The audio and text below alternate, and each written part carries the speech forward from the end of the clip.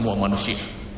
Terima kasih kepada semua polisi senior, pengacara, dan kaum intelektual baik itu muslim dan non-muslim yang telah mendorong Dr. Zakir Naik untuk membahas teror.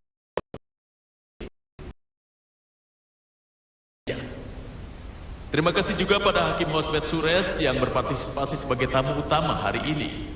Tamu utama kita, Hakim Hosbet Sures, adalah mantan hakim di Pengadilan Tinggi Bombay yang pensiun di tahun 1991. Beliau aktivis HAM terkemuka yang adalah pencampuran sempurna antara kesederhanaan dan keadilan. Beliau secara teratur menulis jurnal di jurnal hukum, majalah terkenal, dan koran di India. Buku terbarunya, Fundamental Right as Human Right, sangat luar biasa. Beliau telah banyak berbicara di forum internasional. Beliau dikenal dengan laporannya HAM pada tahun 92 sampai 93 dengan judul The People Verdicts. Sebagai anggota pengadilan negeri terhadap perlawanan massal pada umat muslim, melaporkan Crime Against Humanity yang dirilis di bulan November 2002 di Ahmedabad sangat terkenal dan diterima secara meluas. Laporannya tentang pengusiran pemukiman di Mumbai, murid di Kerala, umat Kristen di Gujarat, dan yang lainnya juga sangat terkenal. Dan inilah tamu utama kita hari ini, para muslim dan muslimah. Mari kita sambut Hakim Hosbet Sures.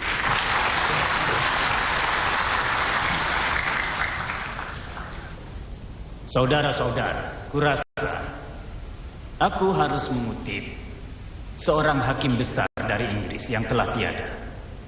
Beliau pernah berkata, seorang hakim tidak berbicara seperti aktor untuk menghibur. Seorang hakim tidak berbicara seperti pengacara untuk membujuk. Seorang hakim tidak berbicara seperti sejarawan untuk membahas tentang masa lalu. Hakim berbicara untuk memberikan keputusan. Aku hakim yang telah pensiun, bukan hakim yang pikun. Aku tidak memberikan keputusan, tapi kurasa aku berbicara. Dan aku percaya pada kekuatan kata. Aku bicara menentang pelanggaran HAM. Aku berbicara menentang dimanapun ada ketidakadilan dan kekerasan. Aku menentangnya. Dan aku selalu berharap para hakim berani berbicara. Jika hakim tidak berani berbicara tentang pelanggaran HAM dan ketidakadilan, maka siapa lagi yang berbicara? Meski menjadi fenomena di seluruh dunia bahwa tiap kekerasan oleh terorisme selalu menimbulkan kekerasan lain di negara tersebut.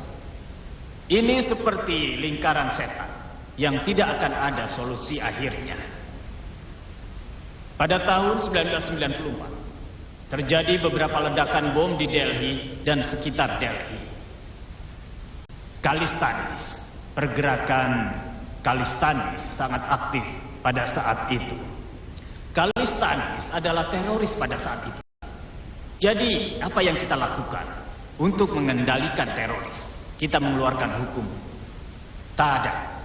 TADA adalah hukum yang paling terkenal. Hukum TADA telah disalahgunakan seperti yang kita tahu. Dan apa yang terjadi dengan hukum TADA? Banyak orang tidak bersalah yang ditangkap, disiksa, ditahan. Aku ingat Hakim Ajit Singh Bains, pensiunan Hakim Pengadilan Tinggi Punjab, hakim senior. Dan apa yang beliau lakukan di pertemuan umum? Beliau berbicara tentang tekanan yang terjadi di Punjab dan di tempat yang lain. Beliau berkata di sana bahwa suatu hari kita akan bebas dari ini. Hukum TADA melarang membahas tentang aktivitas yang mengganggu. Tidak seorang pun boleh berbicara tentang gangguan di India. Tidak seorang pun boleh berbicara tentang perpecahan di India. Tidak seorang pun boleh berbicara yang itu harus merdeka, yang itu harus bebas. Tidak seorang pun boleh mengatakannya. Dan jika kalian membahas itu akan dianggap melawan. Jadi saat Hakim Ajit Singh Bains yang berbicara bahwa suatu hari kita akan bebas dari ini, yang beliau maksud adalah bebas dari tekanan, bebas dari ketidakadilan. Apa yang terjadi pada ditangkap di Borgol, seorang hakim pengadilan tinggi di Borgol. lalu diarak di jalan dan dibawa ke pengadilan tinggi. Para hakim pengadilan tinggi tidak bisa memberi jaminan, itu hukumnya. Pengadilan tertinggi juga tidak bisa memberi jaminan. Jadi itu semua terjadi hampir setahun. Apa yang terjadi pada mereka? Kasus-kasus itu, hal semacam inilah yang menjadi hukum. Di bawah hukum TADA, sekitar 75.000 orang telah ditahan. Mereka dikurung, tidak ada jaminan untuk mereka. Lalu di bawah hukum TADA, polisi boleh mencari pengakuan, menyiksa, berbagai macam siksaan, dan juga kekerasan. Semuanya, lalu mereka mengaku. Dan akhirnya, apa yang terjadi saat TADA berakhir? Di tahun 1995, kalian mendapat akhirnya. Banyak rumah dan orang yang menderita karena keadilan ini. Tapi pada akhirnya, 72.000 orang dan sebagainya. Tapi mereka menderita selama berbulan-bulan dan bertahun-tahun di dalam penjara. Dan sekali lagi, berapa persentase pembebasan tahanan di bawah hukum TADA? Hanya 1,8%. Jadi itulah dampak hukum TADA. Itu membuat polisi memiliki wewenang sendiri. Polisi bisa bertindak semaunya dan tidak ada yang bisa melakukan apapun. Politikus bisa memakai hukum TADA semau mereka dan mereka bisa menahan siapapun dan tidak ada yang bisa melakukan apapun. Jadi di tahun 1995, hukum itu memiliki kelemahan karena banyak yang memprotes hukum ini. Kita semua protes. TADA adalah hukum yang gagal dan kita tidak ingin hukum semacam itu. Dan itu tidak berhasil menghentikan aksi terorisme. Jadi akhirnya ia dihentikan pada tahun 1995. Lalu terjadilah peristiwa 9 September. Dan apa tindakan langsung kita? Tidak ada yang terjadi di India. Apapun yang terjadi di New York, World Trade Center. Tapi pada saat itu, Bush langsung mengumumkan kalau Amerika Serikat berperang lawan terorisme. Dan sekali lagi dia berkata, kalau siapa yang bukan dengan kami adalah lawan kami. Dan kita ingin menunjukkan kalau kita mendukung Amerika. Kita mendukung. Jadi apa tindakan kita? Kita mengeluarkan pota. Sekali lagi apa yang terjadi dengan pota? Hukum apakah itu? Itu hukum penangkapan di mana kalian bisa menangkap siapapun di bawah pota. Hal sama yang terjadi di bawah hukum TADA. Dan banyak orang menderita. Dan banyak yang ditahan. Baik itu teroris atau tidak. Tidak ada yang tahu mana yang benar. Jadi, hukum semacam ini, hukum yang dibuat hanya untuk meneror orang-orang. Terjadi kekacauan karena orang-orang kini membahas tentang pota. Mereka ingin hukum seperti pota. Setelah peristiwa 9 September, sebuah kereta dibom atau apa yang terjadi 2 tahun yang lalu. Tanpa hukum yang keras, kita tidak bisa mengendalikan terorisme. Dan kalian tahu, hukum yang keras tidak pernah bisa mengendalikan terorisme di India atau di negara manapun. Sekali lagi kutegaskan, seringkali diperdebatkan di parlemen. Dan apa yang terjadi?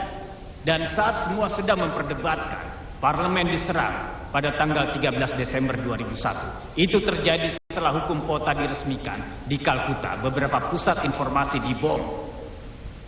Juga di Kuil Aksardham pada tanggal 24 September 2002. Lalu terjadi Senin Ragra pada tanggal 24 November 2002. Lalu di Ghatkopar Mumbai pada tanggal 2 Desember 2002. Lalu tentu saja di gerbang masuk India, Zaveri Bazar pada tanggal 25 Agustus 2003. Jadi meski ada hukum, pemboman terus saja berlanjut dan tidak memberikan dampak apapun. Di tahun 2002, menurut pernyataan yang dibuat Jaksa Agung India pada saat itu, 4.038 kejadian kekerasan yang berhubungan dengan teroris terjadi di Jammu dan Kashmir. Meskipun ada tentara, pasukan pengamanan, dan hukum, jumlah teroris yang terbunuh di tempat di tahun 2002 sebanyak 1.707 dan itu dinyatakan salah. Di Kashmir, jumlah orang yang terbunuh 17 tahun terakhir ini hampir sekitar 80.000. Dan ribuan orang lainnya hilang begitu saja. Ini bahkan terjadi di Punjab. Terjadi beberapa saat di Punjab. Saat pergerakan Khalistan di sana. Orang yang menghilang. Tidak ada yang tahu apa yang terjadi pada mereka. Hingga suatu hari, beberapa tahun yang lalu, mereka menemukan mayat-mayat kerangka di bantaran sungai. Aku ingat aku pergi ke sana untuk memberikan pertanyaan. Yang kusadari di sana adalah, aku pergi ke sana berbicara dengan orang, melihat rumah, dan sebagian besar rumah itu terdiri dari orang tua di sini dan anak-anak yang lebih muda di sini. Usia di antara mereka tidak ada di sana. Tidak ada apa yang terjadi pada mereka. Mereka dibawa ke kantor polisi di tengah malam dan mereka tidak kembali lagi. Dan setelah 8 atau 10 hari, mereka akan ditemukan mati di suatu tempat. Ini hukum semacam itu. Begitu kejam, keras. Ini terus terjadi pembunuhan dan balas dendam. Di Kashmir, di Manipur, aku sudah pergi ke Manipur. Terjadi hal yang sama. Di Chhattisgarh, di Telangana, dan di banyak tempat pembunuhan sudah menjadi hal rutin. Suatu hari, Perdana Menteri menyarankan kalau kita harus menentang terorisme. Apa yang dimaksud menentang kekerasan terorisme? Siapa yang harus menentang kekerasan terorisme? Apa kita? Kita yang mengambil peran menentang kekerasan terorisme. Entahlah, Perdana Menteri menyarankan itu. Apa yang terjadi di Kashmir? Kita mengadakan eksperimen beberapa tahun lalu. Kita menahan banyak warga Kashmir. Mereka semua membusuk di penjara. Mereka semua dikurung di penjara. Dan apa tindakan kita pada saat itu? Pemerintah menyuruh mencuci otak mereka, menyuruh mereka kembali dan memberitahu orang-orang mereka tidak boleh melawan seperti ini. Mereka harus berkelakuan seperti warga India tradisional. Lakukan itu. Tapi mereka bilang, jika kami pergi, kami pasti akan diserang. Jadi apa tindakan pemerintah? Pemerintah memberi mereka senjata. Jadi orang-orang yang kembali ini diberi senjata. Dan aku ingat selama salah satu masa pemilihan, orang-orang kita selama pemilu, partai oposisi kanan melaporkan bahwa pada saat itu tentang memilih di bawah todongan senjata. Para tentara menodongkan senjata pada kaum militan. Lalu para pasukan juga menodongkan senjata. Militer juga menodongkan senjata mereka. Dan mereka semua menodongkan senjata pada orang-orang ini. Apa itu akan menyelesaikan masalah? Kekerasan melawan kekerasan. Sekali lagi, seperti yang terjadi di Chhattisgarh beberapa hari yang lalu. Di Chhattisgarh ada Maois di sana. Bagaimana cara menumpas mereka? Jadi kita mulai membentuk brigade dari berbagai suku dan meminta mereka untuk bergabung. Lalu mereka disebut Salwa Judum. Dan apa yang terjadi di sana? Orang-orang suku tersebut dibunuh, tapi kasus itu masih di sana. Ini adalah yang seharusnya kita renungkan. Jadi yang ingin kukatakan adalah tidak ada teroris satupun di India ini yang pernah dihukum. Tidak pernah. Yang kita lakukan hanya membunuh. Di Bombay sebagai contoh, ledakan bom terjadi pada tahun 1993. Hukuman tentu saja kita masih belum tahu. Hukuman apa yang mereka dapatkan. Hukuman aslinya kita tidak tahu. Tentu saja orang-orang membusuki penjara selama 13 tahun dan semacamnya. Besok seharusnya harinya penghakiman. Entah apa hari hukumannya akan tiba atau tidak. Dan lagi-lagi kalian akan mendapati di Aksarda ada serangan. Lagi-lagi siapa pelakunya? Kita tembak mati mereka. Dalam serangan di parlemen siapa pelakunya? Kita tidak tahu. Kita tembak mati mereka. Inilah hal yang kita lakukan. Jadi kita hanya menjawab kekerasan dengan kekerasan. Semua hal ini. Bahkan setelah peristiwa 9 September, apa tindakan Bush? Dia menyatakan perang. Perang melawan siapa? Perang melawan terorisme. Perang melawan Usama bin Laden. Apa tindakan Bush? Dia membombardir Afghanistan. Dia membunuh banyak orang malang. Tidak ada yang tahu apa Usama terbunuh atau tidak. Tapi banyak orang tidak bersalah meninggal. Begitu juga di Irak. Mereka tidak peduli Taliban ada di Irak atau tidak. Mereka juga berkata, Irak memiliki senjata pemusnah massal. Itu tidak ada buktinya. Begitu juga dengan bukti, apa ada Taliban di sana, di Irak. Tapi yang dia lakukan adalah membombardir, perang melawan Irak. Banyak orang tidak bersalah meninggal. Jumlah korban jiwa terorisme di New York dari gedung World Trade Center yang runtuh itu kurang dari 10% korban di Irak. Pembunuhan semacam ini. Dan menurut hukum, ini bukanlah perang. Ini perang yang tidak adil dan tidak berdasar pada hukum internasional. Dan semua orang berhak memprotes perang semacam itu. Jika ada yang bisa protes, siapapun bisa mengutuk perang itu. Baik umat Hindu, Kristen, Muslim, fundamentalis atau sebaliknya. Kalian berhak memprotes. Hanya karena memprotes dan mengutuk, kita tidak bisa dianggap sebagai teroris. Salah satu masalah tersulit adalah mendefinisikan terorisme. Kita membahas teroris. Apa definisi dari terorisme? Apa definisi kalian tentang terorisme? Hukum Tada dan hukum Pota menjelaskan tentang terorisme. Hanya aksi terornya yang dijelaskan dan tindakan-tindakan itu bisa diadili. Tidak ada bedanya dengan pembunuhan, penipuan, penyalahgunaan senjata, semua ada di bawah hukum. Tapi dekrit itu untuk polisi bisa membuat mereka melakukan terorisme di bawah hukum Tada. Bahkan sudah disepakati luas bahwa pembunuhan dengan sengaja warga yang tidak bersalah, kalian bisa menemukan definisi seperti ini di dalam kamus. Bahkan sudah disepakati juga bahwa pembunuhan dengan sengaja warga yang tidak bersalah adalah unsur mendasar dari sebagian besar definisi terorisme. Bahkan teroris terburuk di abad ini adalah Amerika Serikat karena telah membom Hiroshima dan Nagasaki. Mereka tidak pernah sembuh, bahkan hingga 6 dasawarsa. Hanya dengan membunuh orang-orang di 2 tempat ini. Jadi, kekerasan terburuk di abad ke-20 dimulai oleh Amerika Serikat dan Inggris Raya. Jadi Amerika Serikat melakukan usaha mendorong dan membunuh di mana-mana. Itu memberi mereka pasar.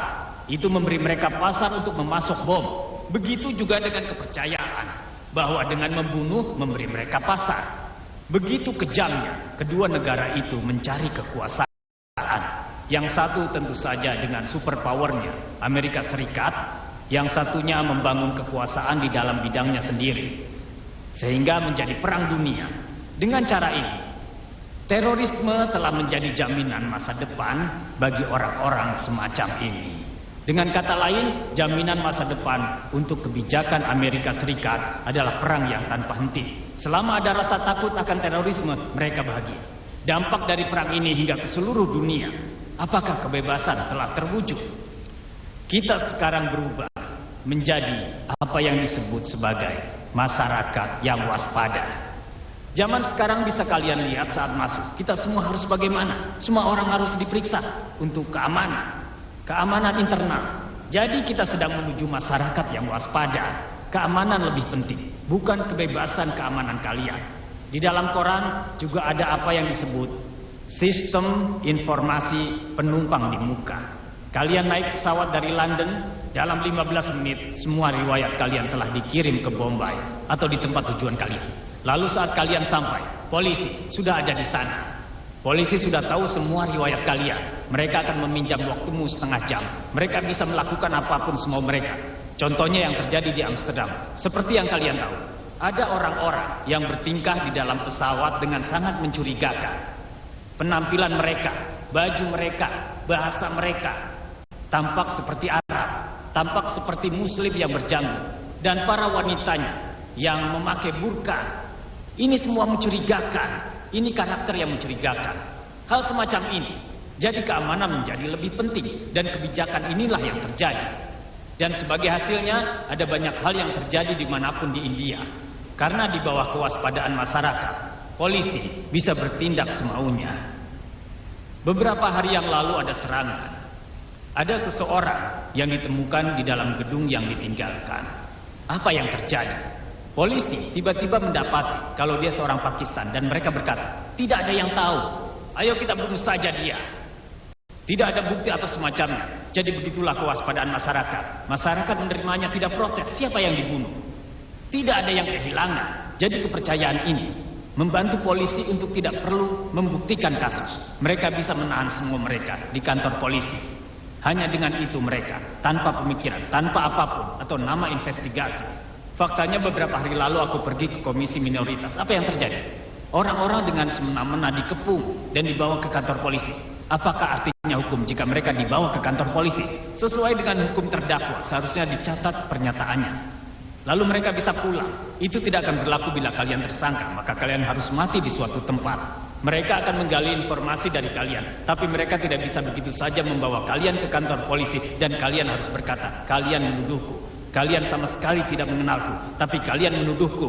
Kalian menahanku, kalian menyiksaku di dalam, kalian mengurungku tanpa ada surat tanda masuk dan laporan. Dan tiba-tiba kalian memborgol pria itu karena seharusnya tidak ada orang yang datang dari Pakistan. Mereka berkata kalian menangkapkan. Sistem semacam ini mewakili keamanan zaman sekarang. Polisi bisa bertindak semau mereka. Siapapun bisa melakukan balas dendam. Itu hal yang salah.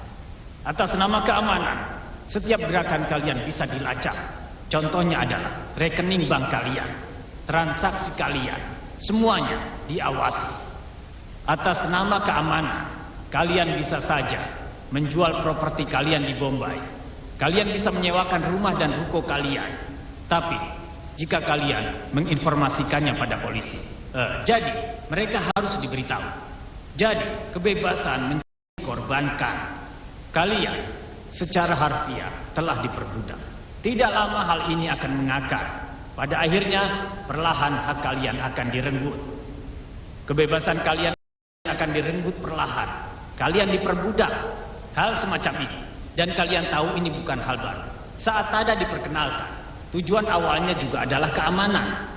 Bahkan pengadilan tertinggi tahu kalau itu hukum yang tidak adil. Setelah semua kasus itu, hukum itu tidak disetujui lagi. Lalu pengadilan tertinggi menyetujui hukum itu lagi. Lagi-lagi atas nama keamanan internal. Atas nama keamanan. Itu kontroversi utamanya. Mereka menyetujui hukum kota. Lagi-lagi atas nama keamanan. Mereka setuju untuk tujuan kekuasaan yang masih belum terlihat di Manipur dan sebagainya. Mereka menyetujui hukum itu. Dan atas nama keamanan. Seluruh prinsip dalam masyarakat liberal ini, keadilannya, sosial, ekonominya, semuanya mereka lupakan. Pendekatan semacam ini, jadi ini penting untuk kita pahami. Kekerasan ini harus diakhiri. Jadi apa solusinya? Solusinya bukan tentara, bukan kekerasan. Kekerasan melawan kekerasan bukan untuk orang-orang India. Yang dibutuhkan adalah kenapa ada begitu banyak kekerasan dalam masyarakat ini. Pendekatan kita haruslah kenapa ada terorisme semacam ini. Apa alasan itu terjadi? Itu hal yang harus kita pahami. Bukan tentara, bukan hukum keras semacam ini. Kalian tahu, ada begitu banyak ketidakadilan dalam masyarakat ini. Pergilah ke bagian manapun di India, kemanapun. Begitu banyak ketidakadilan. Kaya dan berkuasa bisa mendapatkan apapun. Amerika bisa menyerang negara manapun tanpa menerima konsekuensinya secara internasional. Di India yang kaya dan berkuasa tidak terusik. Mereka tidak mengeluarkan apapun. Tapi bisa mendapat apapun yang mereka mau. Tapi orang miskin, apa yang terjadi pada orang miskin? Mereka ditekan. Proyek besar contohnya. Kita membangun proyek besar. Aku punya rincian tentang status apa yang bisa kujelaskan tentang mereka. Apa yang terjadi pada mereka. Ini contoh sederhana. Kerma, apa yang terjadi pada orang-orang yang terkena dampaknya. Banyak suku yang kehilangan mereka dan semuanya. Tapi apa yang terjadi pada mereka? Tidak ada. Di Bombay, makin banyak orang yang memeluk agama Islam. Apa tindakan pemerintah? Pemerintah merobohkan rumah mereka. Kalian berhak memiliki tempat tinggal. Internasional mengakui hak atas rumah, tempat tinggal. Itu termasuk ke dalam HAM. Konferensi internasional mengakui beberapa hak budaya. Semua hal ini telah dilupakan. Pengadilan tertinggi bisa terus mengatakan di masa lalu. Pasal 21, hak untuk hidup, termasuk semua yang berhubungan dengan martabat manusia. Makanan, baju, tempat tinggal, kesehatan, dan pendidikan kalian. Apa yang kita lakukan zaman sekarang? Semuanya tidak kita singgung. Pemerintah merasa itu bukan urusan mereka. Pemerintah merasa itu bukan tugas mereka. Mereka perlahan mengurangi tanggung jawab mereka. Dalam situasi ini kita harus bagaimana? Meski jika mereka mengambil rumah kalian, kalian tidak mendapat keadilan sesuai dengan hukum, kalian harus bagaimana? Di Vidarbha, banyak orang yang melakukan bunuh diri. Pendekatan dan perdamaian yang diulang terus. Pemerintah tidak peduli. Pemerintah tidak melakukan apapun. Mereka harus bagaimana? Ini adalah pertanyaannya. Apa jawaban kalian? Aku ingat Arundhati Roy pernah berkata, dalam situasi seperti ini, di mana orang-orang tidak mendapat keadilan, tidak ada yang terjadi pada mereka. Saat itu, apa yang terjadi pada mereka? Mereka menolak untuk mengurus ini. Aku ingat pernah pergi ke Gujarat setelah serangan itu. Banyak anak kecil yang melihat ibu dan saudari mereka diperkosa dan dibakar. Tidak ada yang membimbing mereka. Tidak ada yang mendidik mereka. Tidak ada yang memberi mereka perawatan psikologis atau semacamnya. Trauma itu ada di sana. Mereka harus bagaimana? Siapa yang bisa mencari keadilan untuk mereka? Apakah mereka bisa mendapat keadilan atau tidak? Aku tidak membenarkan mengangkat senjata. Tapi senjata memiliki pertanggungjawaban. Senjata harus diperhatikan. Karena meski mereka tidak diperhatikan, mereka bisa mengurus diri mereka sendiri. Itulah intinya. Jadi, apa yang harus dikatakan? Saat korban menolak menjadi korban, mereka disebut teroris. Jadi, semua korban dari ketidakadilan yang terjadi di India, di masyarakat ini, kita harus mengambil alih peran, bukan dengan melanggar hukum, bukan dengan melakukan serangan balik, bukan dengan memecah belah masyarakat, bukan dengan kehancuran, tapi dengan memperhatikan hak-hak manusia, hak atas makanan, tempat tinggal, pendidikan, kesehatan, dan meningkatkan taraf kehidupan. Hal ini harus diperhatikan dan secara otomatis akan mengubah masyarakat. Itu adalah tujuan yang ingin kukatakan. Terima kasih telah memberiku kesempatan ini. Terima kasih Hakim Hosbet Sures untuk komentar Anda yang tegas atas ketidakadilan yang terjadi di sekitar kita. Mengungkap realitas di depan hadirin kita yang sangat menyambut dengan baik. Dengan tulus, mewakili Islamic Research Foundation, aku sambut setiap hadirin yang ada di sini dalam diskusi yang menarik dan serius ini, yang akan diikuti dengan sesi tanya jawab, di mana kalian bisa bertanya pada Dr. Zakir Naik pertanyaan apapun sesuai topik. Karena prihatin dengan sebab dan akibat dari meningkatnya terorisme, sehingga membedakan antara perang, damai, agama, dan politik makin sulit. Seperti yang media laporkan, saat ini kita masih merasa ketakutan atau fobia atas Islam. Di antara miliaran orang di dunia ini, kita semua bertanya-tanya. Begitu juga dengan dunia di sekitar Muslim. Ada terorisme, sebuah monopoli Muslim. Sebagai pembicara hari ini, Dr. Zakir Naik, Presiden dari Islamic Research Foundation di Mumbai, seorang dokter medis dan seorang rektor yang diakui secara internasional dalam ilmu Islam dan perbandingan agama. Dr. Zakir Naik telah mengadakan lebih dari 1000 diskusi umum di seluruh dunia dalam 10 tahun ini.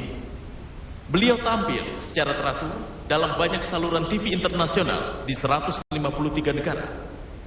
Para muslimin dan muslimah menyampaikan gagasan apakah terorisme memonopoli Islam. Sambutlah Dr. Zakir Naik. Alhamdulillah. Wassalatu wassalam wal alihi washabbihi ajmain, amma ba'du. A'udzu billahi minasyaitonir rajim. Bismillahirrahmanirrahim. Mukul jalil hakil batil. Innal batil khanas aluka. Rabbi syarli sadri wa yassirli amri wahlul 'uqdatam min lisani yafqahu qawli.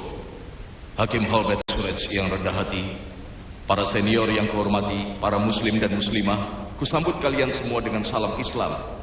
Assalamualaikum warahmatullahi wabarakatuh. Semoga damai, ampunan, dan rahmat dari Allah Subhanahu wa Ta'ala, Tuhan Maha Besar, menyertai kalian. Baiklah hadirin, topik diskusi malam ini adalah apakah terorisme monopoli Muslim? Pertama, kita harus memahami definisi dari terorisme, karena sebenarnya ada berbagai pandangan dan definisi-definisi yang berbeda, dan banyak yang kontradiktif. Definisinya tidak terlalu jelas, terus berubah dan bergantung pada lokasi geografis dan fakta sejarah. Terorisme sangat sulit dijabarkan, tapi menurut Kamus Oxford, maknanya terorisme adalah penggunaan tindak kekerasan untuk mencapai tujuan politis atau untuk memaksa pemerintah agar bertindak. Kata terorisme ini pertama kali dipakai di tahun 1719 selama revolusi.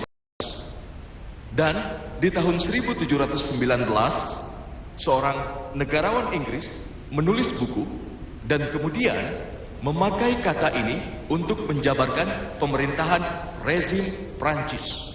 Dan selama tahun 1793 dan 1794 disebut sebagai pemerintahan teror, negeri terorisme. Dan Maximilian menebar rasa takut.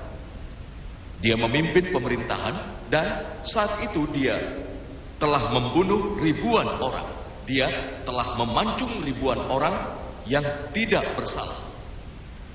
Catatan sejarah menyatakan kalau dia telah menahan lebih dari 500.000 orang, di mana 40.000 darinya telah dieksekusi, lebih dari 200.000 orang diusir, dan lebih dari 200.000 orang kelaparan dan disiksa mati di dalam penjara.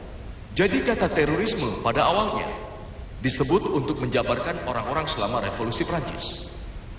Zaman sekarang ada media internasional yang telah memberikan pernyataan yang sangat umum yang terus dibombardir, terutama di media barat. Dan pernyataan itu adalah seluruh umat muslim bukan teroris, tapi seluruh teroris adalah muslim. Dan pernyataan ini bahkan lebih penting bagi India, terutama setelah peristiwa 11 Juli, rangkaian pemboman di kereta api di Bombay, terutama bagi Bombay. Dan kita mendapati bahwa bahkan di India, terutama di Bombay, orang-orang terus menegaskan pernyataan tersebut bahwa seluruh umat muslim bukan teroris, tapi seluruh teroris adalah muslim. Para hadirin sekalian, apa yang dijelaskan fakta sejarah tersebut dan apa maksud dari data terhadap serangan teroris yang ada tersebut? Kalau kita melihat catatan di abad ke-19, kita jarang mendapati aksi terorisme yang dilakukan oleh umat muslim. Waktu tidak akan cukup untuk membahas rincian tentang peristiwanya, hanya akan kusebutkan beberapa. Kita tahu bahwa di tahun 1881, Tsar Alexander II Rusia, dia terbunuh. Dia sedang bepergian dalam kereta anti peluru di jalan Petersburg. Ada bom yang membunuh 21 orang tak bersalah di sekitarnya. Dia keluar dari keretanya yang anti peluru dan ada bom yang lain lagi, lalu dia terbunuh. Dia tidak dibunuh orang muslim, dia dibunuh oleh Ignace. Dia adalah pendeta tinggi dari Bob Bruce. Dia non muslim, dia anarkis.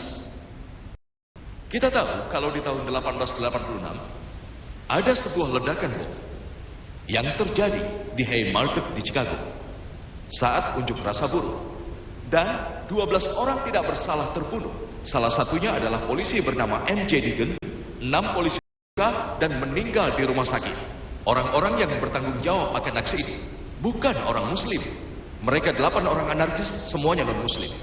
Saat menganalisa catatan tentang teroris yang terjadi di abad ke-20, kita tahu dari catatan sejarah pada tanggal 6 September 1901, Presiden Amerika Serikat William McKinley, dia terbunuh oleh seorang anarkis bernama Leon. Dia ditembak 2 kali oleh Leon. Dia seorang non-muslim. Pada tanggal 12 Oktober 1910 ada ledakan bom yang terjadi di gedung surat kabar Times di Los Angeles, di mana 21 orang tidak bersalah terbunuh. Orang-orang yang bersalah atas ledakan bom ini adalah 2 orang Kristen, namanya James dan Joseph. Mereka pemimpin partai buruh, mereka non-muslim. Kita bisa tahu bahwa pada tanggal 28 Juni 1914 di Prancis, di mana pangeran dari Austria yang datang dengan istrinya, mereka dibunuh, yang memicu terjadinya Perang Dunia Pertama. Orang-orang yang bertanggung jawab atas pembunuhan ini disebut remaja Bosnia. Sebagian besar dari mereka adalah orang Serbia. Mereka non-muslim. Dan catatan sejarah yang kita tahu bahwa pada tanggal 16 April tahun 1925 ada ledakan bom lain yang terjadi di gereja Saint Nedelya di Sofia, ibu kota Bulgaria, di mana lebih dari 150 orang tidak bersalah terbunuh dan lebih dari 500 orang terluka. Itu aksi terorisme terbesar yang terjadi di Sofia, Bulgaria. Itu semua dilakukan oleh Partai Komunis Bulgaria. Mereka non-muslim. Kita tahu dari catatan sejarah bahwa pada tanggal 19 Oktober 1934, Raja Alexander dari Yugoslavia, dia dibunuh oleh seorang penembak bernama Vlada Georgiev. Dia non-muslim. Pesawat Amerika pertama yang dibajak bukan oleh orang muslim, tapi non-muslim bernama Ortiz. Dia membajak pesawat Amerika ke Kuba, lalu menyerang mereka. Kalau kita melihat catatan terorisme, kita akan tahu kalau pada tahun 1968 Duta Besar Guatemala dia dibunuh oleh non-muslim. Tahun 1969, Duta Besar Amerika untuk Jepang ditusuk oleh orang Jepang non-muslim. Duta Besar Amerika untuk Brasil di tahun 1969, dia diculik oleh non-muslim. Serangan terkenal adalah pemboman Oklahoma yang terjadi pada tanggal 19 April 1995, di mana ada truk berisi bom yang masuk ke gedung pemerintahan pusat Oklahoma yang membunuh 166 orang tidak bersalah. Dan ratusan lainnya terluka. Pada awalnya, kejadian ini disiarkan sebagai konspirasi Timur Tengah selama beberapa hari. Tidak lama kemudian diketahui pelakunya adalah aktivis partai kanan, orang Kristen bernama Timothy dan Terry, yang bertanggung jawab atas pemboman gedung pemerintahan pusat di Oklahoma. Tapi hanya disiarkan selama beberapa hari lalu menghilang. Tapi sebelumnya, selama beberapa hari disiarkan sebagai konspirasi Timur Tengah. Setelah Perang Dunia Kedua dan tahun 1941 hingga 1948, dengan menyebarnya ateis, 259 aksi teroris dilakukan oleh teroris Yahudi. Tapi banyak organisasi, Iqnun, kelompok geng, dan Haganah. Dan kita tahu pemboman bomba yang terkenal di Hotel King David yang terjadi pada tanggal 22 Juli 1946 yang dilakukan oleh Iqnun di bawah kepemimpinan Menachem Begin, di mana 91 orang tidak bersalah terbunuh, 28 adalah orang Inggris, 41 orang Arab, 17 orang Yahudi. Grup Iqnun ini berpakaian seperti orang Arab, menunjukkan pelaku pemboman adalah Muslim. Dan yang bertanggung jawab adalah Menachem Begin. Dan itu adalah serangan teroris terbesar menentang kerajaan Inggris, di mana 91 orang terbunuh. Dan saat itu Menachem Begin dijuluki sebagai teroris nomor 1 oleh pemerintahan Inggris. Kemudian setelah beberapa tahun dia menjadi Perdana Menteri Israel. Dan kemudian setelah beberapa tahun dia mendapatkan hadiah Nobel untuk perdamaian. Bayangkan, orang yang telah membunuh ratusan orang yang tidak bersalah menjadi Perdana Menteri Israel dan kemudian mendapat hadiah Nobel perdamaian. Dan sebagian besar kelompok itu adalah pro kekerasan seperti Iqnun, Haganah, semua kelompok Yahudi ini. Dan pemimpinnya seperti Yitzhak Samir, Menachem Begin, dan Ariel Sharon kemudian menjadi Perdana Menteri dan menduduki posisi tinggi di negara Israel. Dan mereka semua berjuang untuk kepentingan Yahudi. Kalau kalian melihat peta dunia, sebelum tahun 1945, Israel belum ada. Israel belum ada. Kelompok Yahudi ini disebut teroris oleh semua orang. Mereka memperjuangkan kepentingan Yahudi. Kemudian, dengan kekuasaan, mereka merebut wilayah, mengusir warga Palestina. Dan kini mereka mengirim orang-orang ke seluruh Palestina dan berjuang demi Zionisme untuk mengambil kembali wilayah mereka, dan sekarang mereka dilabeli teroris oleh orang-orang Israel. Bayangkan, Hitler mengusir 6 juta orang Yahudi. Dia mengusir orang-orang Yahudi. Kenapa mereka tidak pergi ke Palestina? Warga Palestina menerima sepupu mereka dengan tangan terbuka. Kalau ternyata mereka akan mencuri tanah, mereka kembali saja ke Jerman, ke Eropa. Palestina menyambut sepupu mereka. Bayangkan seandainya mereka datang ke rumah kalian. Kita menyambut mereka dengan tangan terbuka. Setelah beberapa hari, mereka mengusir kita dari rumah. Dan saat kalian menangis, meminta rumah kalian kembali, orang-orang menyebut kalian teroris. Inilah yang terjadi saat ini. Warga Palestina disebut teroris, padahal mereka hanya ingin wilayah mereka kembali. Dan tentu saja bagi sebagian besar negara adidaya ini, mereka menganggap itu tidak adil. Kita tahu kalau di Jerman, kalau aku tidak salah ingat, tahun 1968 hingga 1992, geng Baader-Meinhof membunuh beberapa orang tidak bersalah. Di Italia, ada catatan sejarah tentang Brigadir Merah yang membunuh beberapa orang yang tidak bersalah. Mereka juga bertanggung jawab atas penculikan Perdana Menteri Italia Aldo Moro. Dan setelah 55 hari, mereka membunuhnya. Lebih jauh lagi, sebuah geng yang mirip gaya terorisme yang sama, kita tahu, muncul di Jepang. Pasukan Merah Jepang. Mereka adalah sekte Buddha, Aum Shinrikyo, kalian tahu kan? Dan mereka berusaha membunuh ribuan orang di kereta api bawah tanah Tokyo dengan gas syarat. Tapi sayangnya mereka tidak terlalu berhasil. Mereka hanya bisa membunuh 12 orang. Tapi lebih dari 5.000 orang yang tidak bersalah cedera dan terluka karena gas syaraf ini. Bukan cuma ini. Di Inggris sudah ratusan tahun ada IRA, Irish Republican Army. Mereka mengadakan serangan melawan Inggris. Mereka Katolik. Tapi menurut mereka, teroris Katolik tidak ada. Sehingga sebutannya IRA. Dan kita tahu mereka mengadakan beberapa serangan teroris. Di tahun 1972 ada 3 ledakan bom. Yang pertama 7 orang terbunuh, yang kedua 11 orang, dan yang ketiga 9 orang terbunuh. Pada tahun 1974 ada 2 ledakan bom di dalam sebuah bar Whitford yang membunuh 5 orang tidak bersalah dan melukai 44 orang. Di bar Birmingham 21 orang tidak bersalah terbunuh ledakan bom dan 182 orang terluka. Waktu tidak akan cukup untuk menyebutkan semua aktivitas teroris ini. Itu cuma beberapa saja. Pada tahun 1996 ada ledakan bom di London.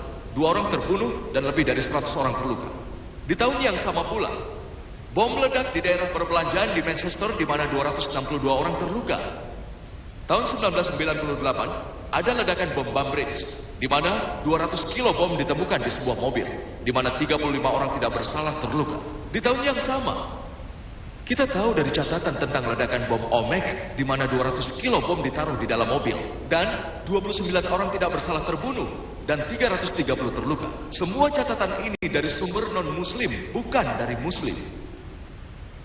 Semua dari sumber non-muslim dan laporan BBC. Kalian bisa memastikannya.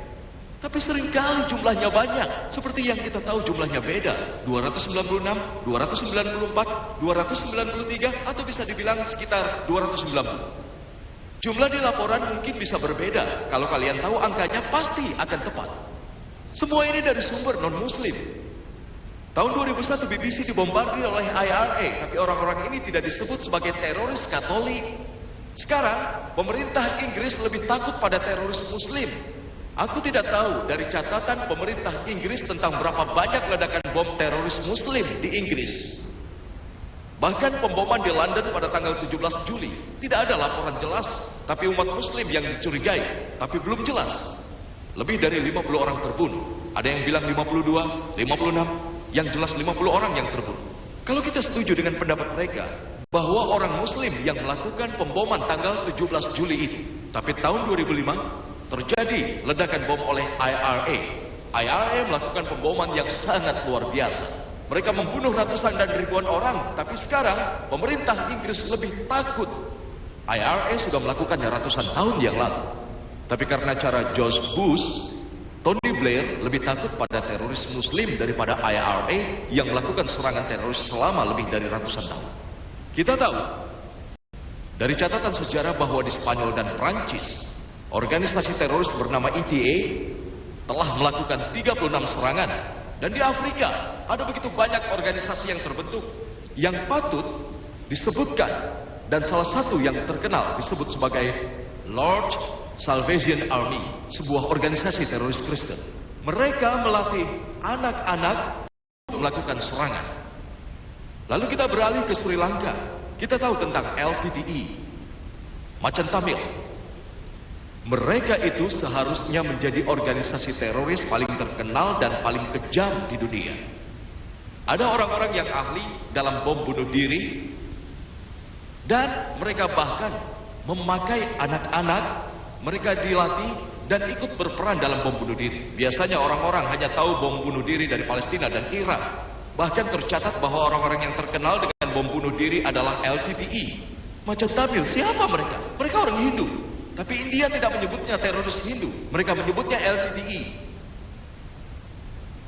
Kalau kita ke India, seringkali tentang serangan teroris yang terjadi, sebagian besar dari mereka membahas tentang militan Kashmir. Baik itu benar atau salah kita bisa membahasnya lain waktu. Tapi berapa kali kalian, seperti penjelasan Hakim Holbert, beliau telah menyebutkan banyak aktivitas teroris di India. Aku penasaran, berapa banyak dari para hadirin yang pernah membacanya di koran? Berapa banyak orang-orang yang tidak pernah langsung ke Medan seperti Hakim Holbert Suresh yang langsung ke tempat? Mereka melakukannya. Masyarakat umum juga melakukannya. Setiap ada serangan terorisme, mereka seringkali menyebutnya tentang terorisme Islam. Kenapa? Di India, hampir semua agama memiliki organisasi-organisasi teroris. Hampir semuanya. Kita tahu tentang organisasi teroris Sikh, kelompok Bhindranwale di Punjab. Kita tahu bahwa pemerintah India pada tanggal 5 Juni 1984 mereka mengambil alih kuil emas di mana ratusan orang terbunuh dalam usaha balas dendam. Beberapa bulan kemudian, tanggal 31 Oktober 1984, Perdana Menteri India Indira Gandhi, dia dibunuh oleh salah satu penjaga keamanannya yang adalah orang Sikh.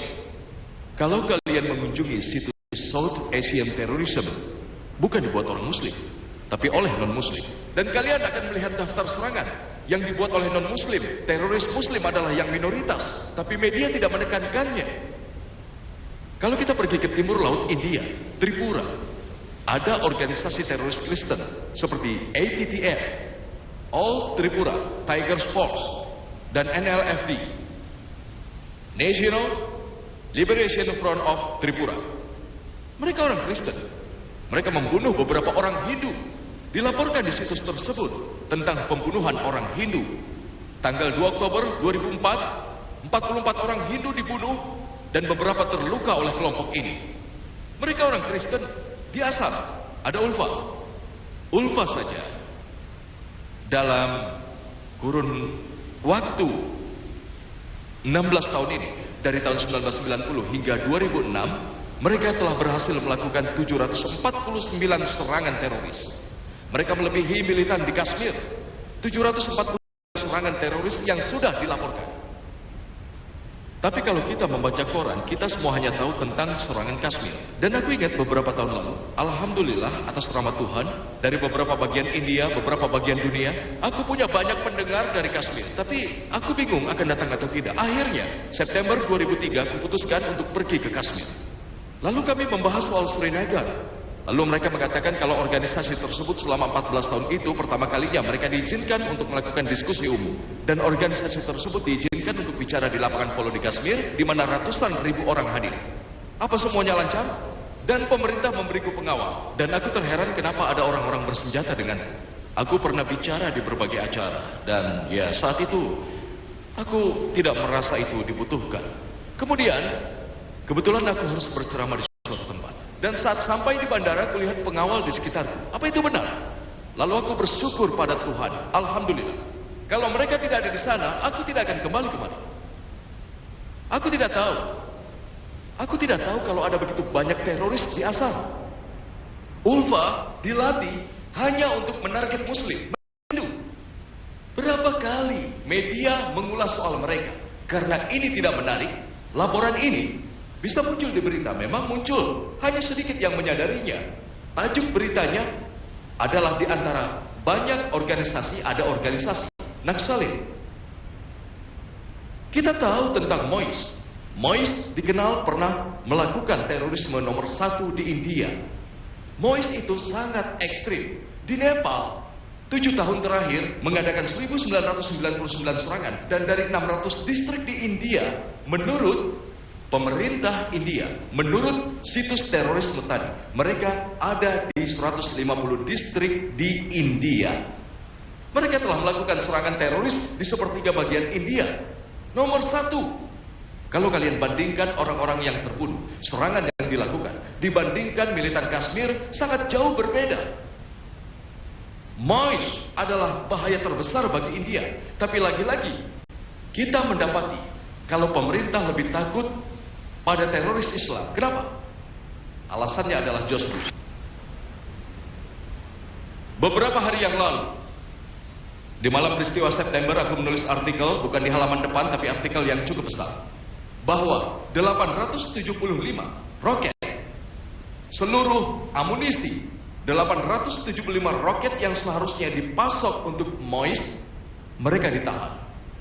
Mereka disita dari 30 peluncur roket. Bayangkan lubang terbesar dalam sejarah India yang bisa dilakukan organisasi terorisme yang ditangkap pemerintah ini. 875 roket. Mereka bisa menyerang tentara India dan mereka tidak akan menyangka hal ini. Mereka hanya terkejut. Mereka bilang kalau peluncur roket ini bisa menyerang kantor polisi dan tank manapun, milik pemerintah India dan jarak 600 meter, setengah kilometer jauhnya, mereka bisa menyerang tank dan kantor polisi India. Kalian tidak bisa melakukan apapun, peluncur roket. Tapi bisa dibilang orang-orang lebih takut pada pria berjanggut yang memakai peci beridentitas Islam. Apa mereka lebih berbahaya dari peluncur roket? Kenapa? Kenapa mereka menarget Muslim terutama? Itu pertanyaannya. Itu adalah cara media barat, media yang dikendalikan oleh para politikus. Dan kalau kita menganalisa, kita bisa sangat yakin tanpa keraguan sedikit pun bahwa terorisme bukanlah monopoli Muslim. Tidak hanya terorisme bukanlah monopoli Muslim, itu bahkan bukan keahlian umat Muslim.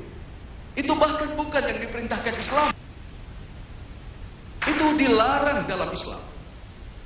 Aku sedang mempelajari perbandingan agama. Aku tidak melihat bahwa ada agama yang menyuruh membunuh orang tidak bersalah. Tapi aku sangat yakin kalau sebagian besar agama, mayoritas agama, kalau kalian membaca Injil, dikatakan kalau dilarang membunuh orang tidak bersalah, dan yang memimpin semua agama ini adalah Islam. Menurut Islam, seperti yang tercantum dalam Al-Quran, surat Al-Maidah juz 5 ayat 32, ayat yang sudah dibacakan tadi, dikatakan bahwa barang siapa, baik Muslim ataupun non-Muslim, membunuh seseorang baik Muslim ataupun non-Muslim, maka seakan-akan dia telah membunuh semua manusia.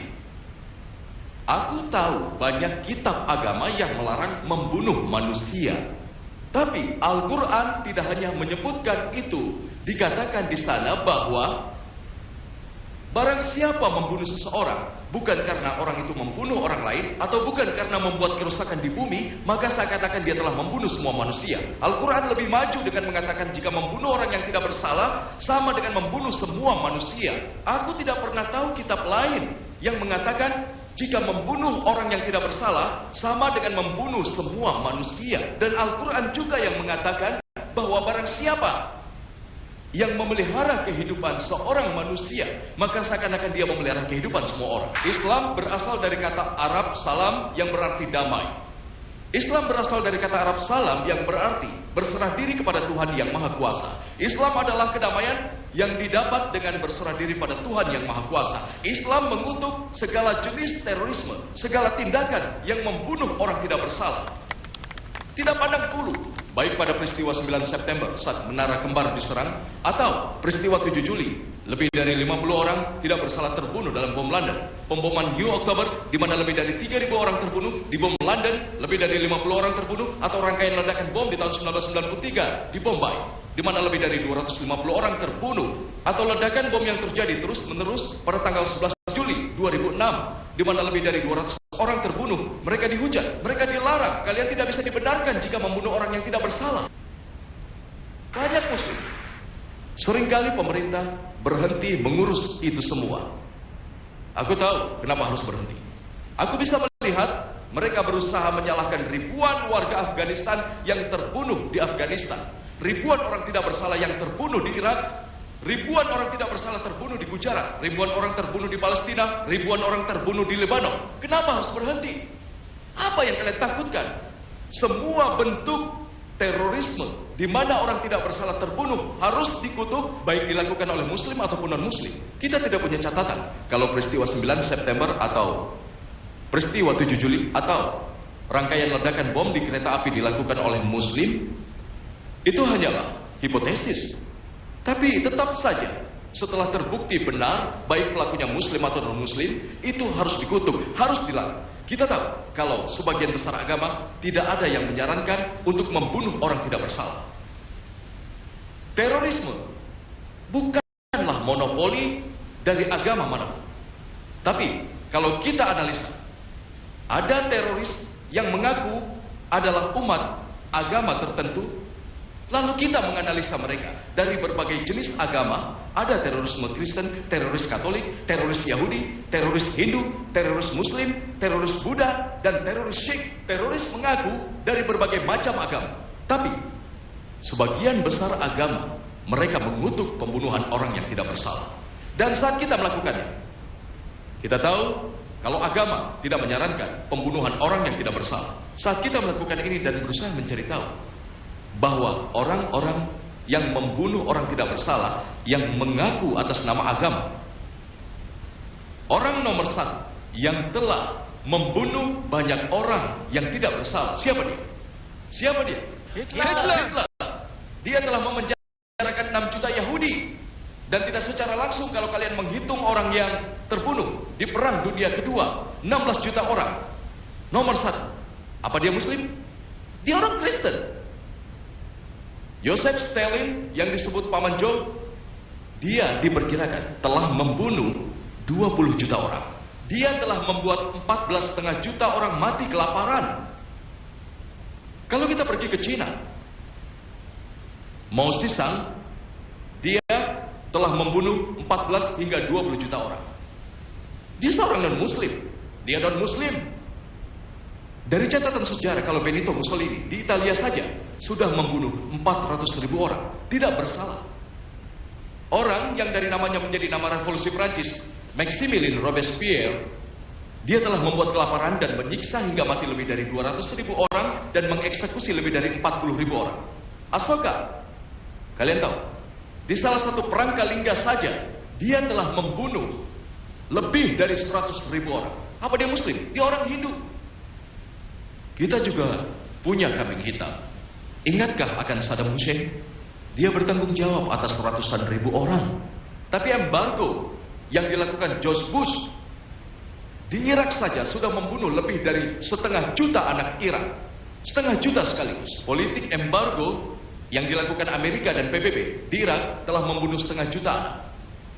Di Indonesia, Muhammad Soeharto bahkan dianggap telah membunuh 500.000 orang. Tapi masih kalah dari Hitler, masih kalah dari Paman Joe, Joseph Stalin, masih kalah juga dari Mao Zedong dari Cina. Masing-masing dari mereka telah mengalahkan semua orang Muslim tadi. Dan harus diingat, kalau para pengikut dari praktisi agama ini, mereka tidak religi. Kalau tidak, mereka akan membunuh orang-orang yang tidak bersalah. Tapi kita masih mendapati di media internasional menyatakan bahwa Muslim sedang ditarget. Muslim disebut fundamentalis. Ekstremis, mereka menyebut kita teroris. Apa artinya fundamentalis? Definisi fundamentalis adalah orang yang mengikuti dasar dari subjek tertentu. Contohnya, kalau seseorang ingin menjadi ilmuwan yang hebat, dia harus tahu, mengikuti dan mempraktekkan dasar-dasar sains. Jika tidak menjadi fundamentalis dalam sains, dia tidak akan bisa menjadi ilmuwan yang hebat. Untuk orang yang ingin menjadi ahli matematika, dia harus tahu, mengikuti dan mempraktekkan dasar-dasar matematika. Kalau dia tidak menjadi fundamentalis dalam matematika, dia tidak bisa menjadi ahli matematika.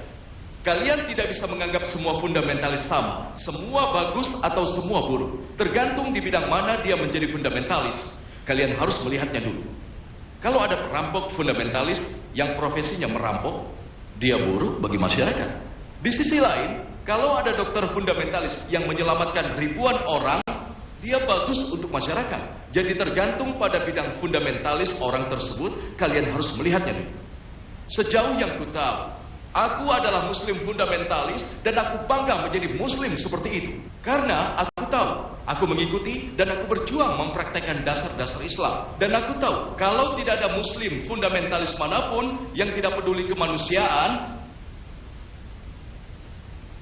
ada mungkin beberapa Muslim fundamentalis yang dirasakan oleh non-Muslim membenci kemanusiaan. Tapi carilah alasan yang logis.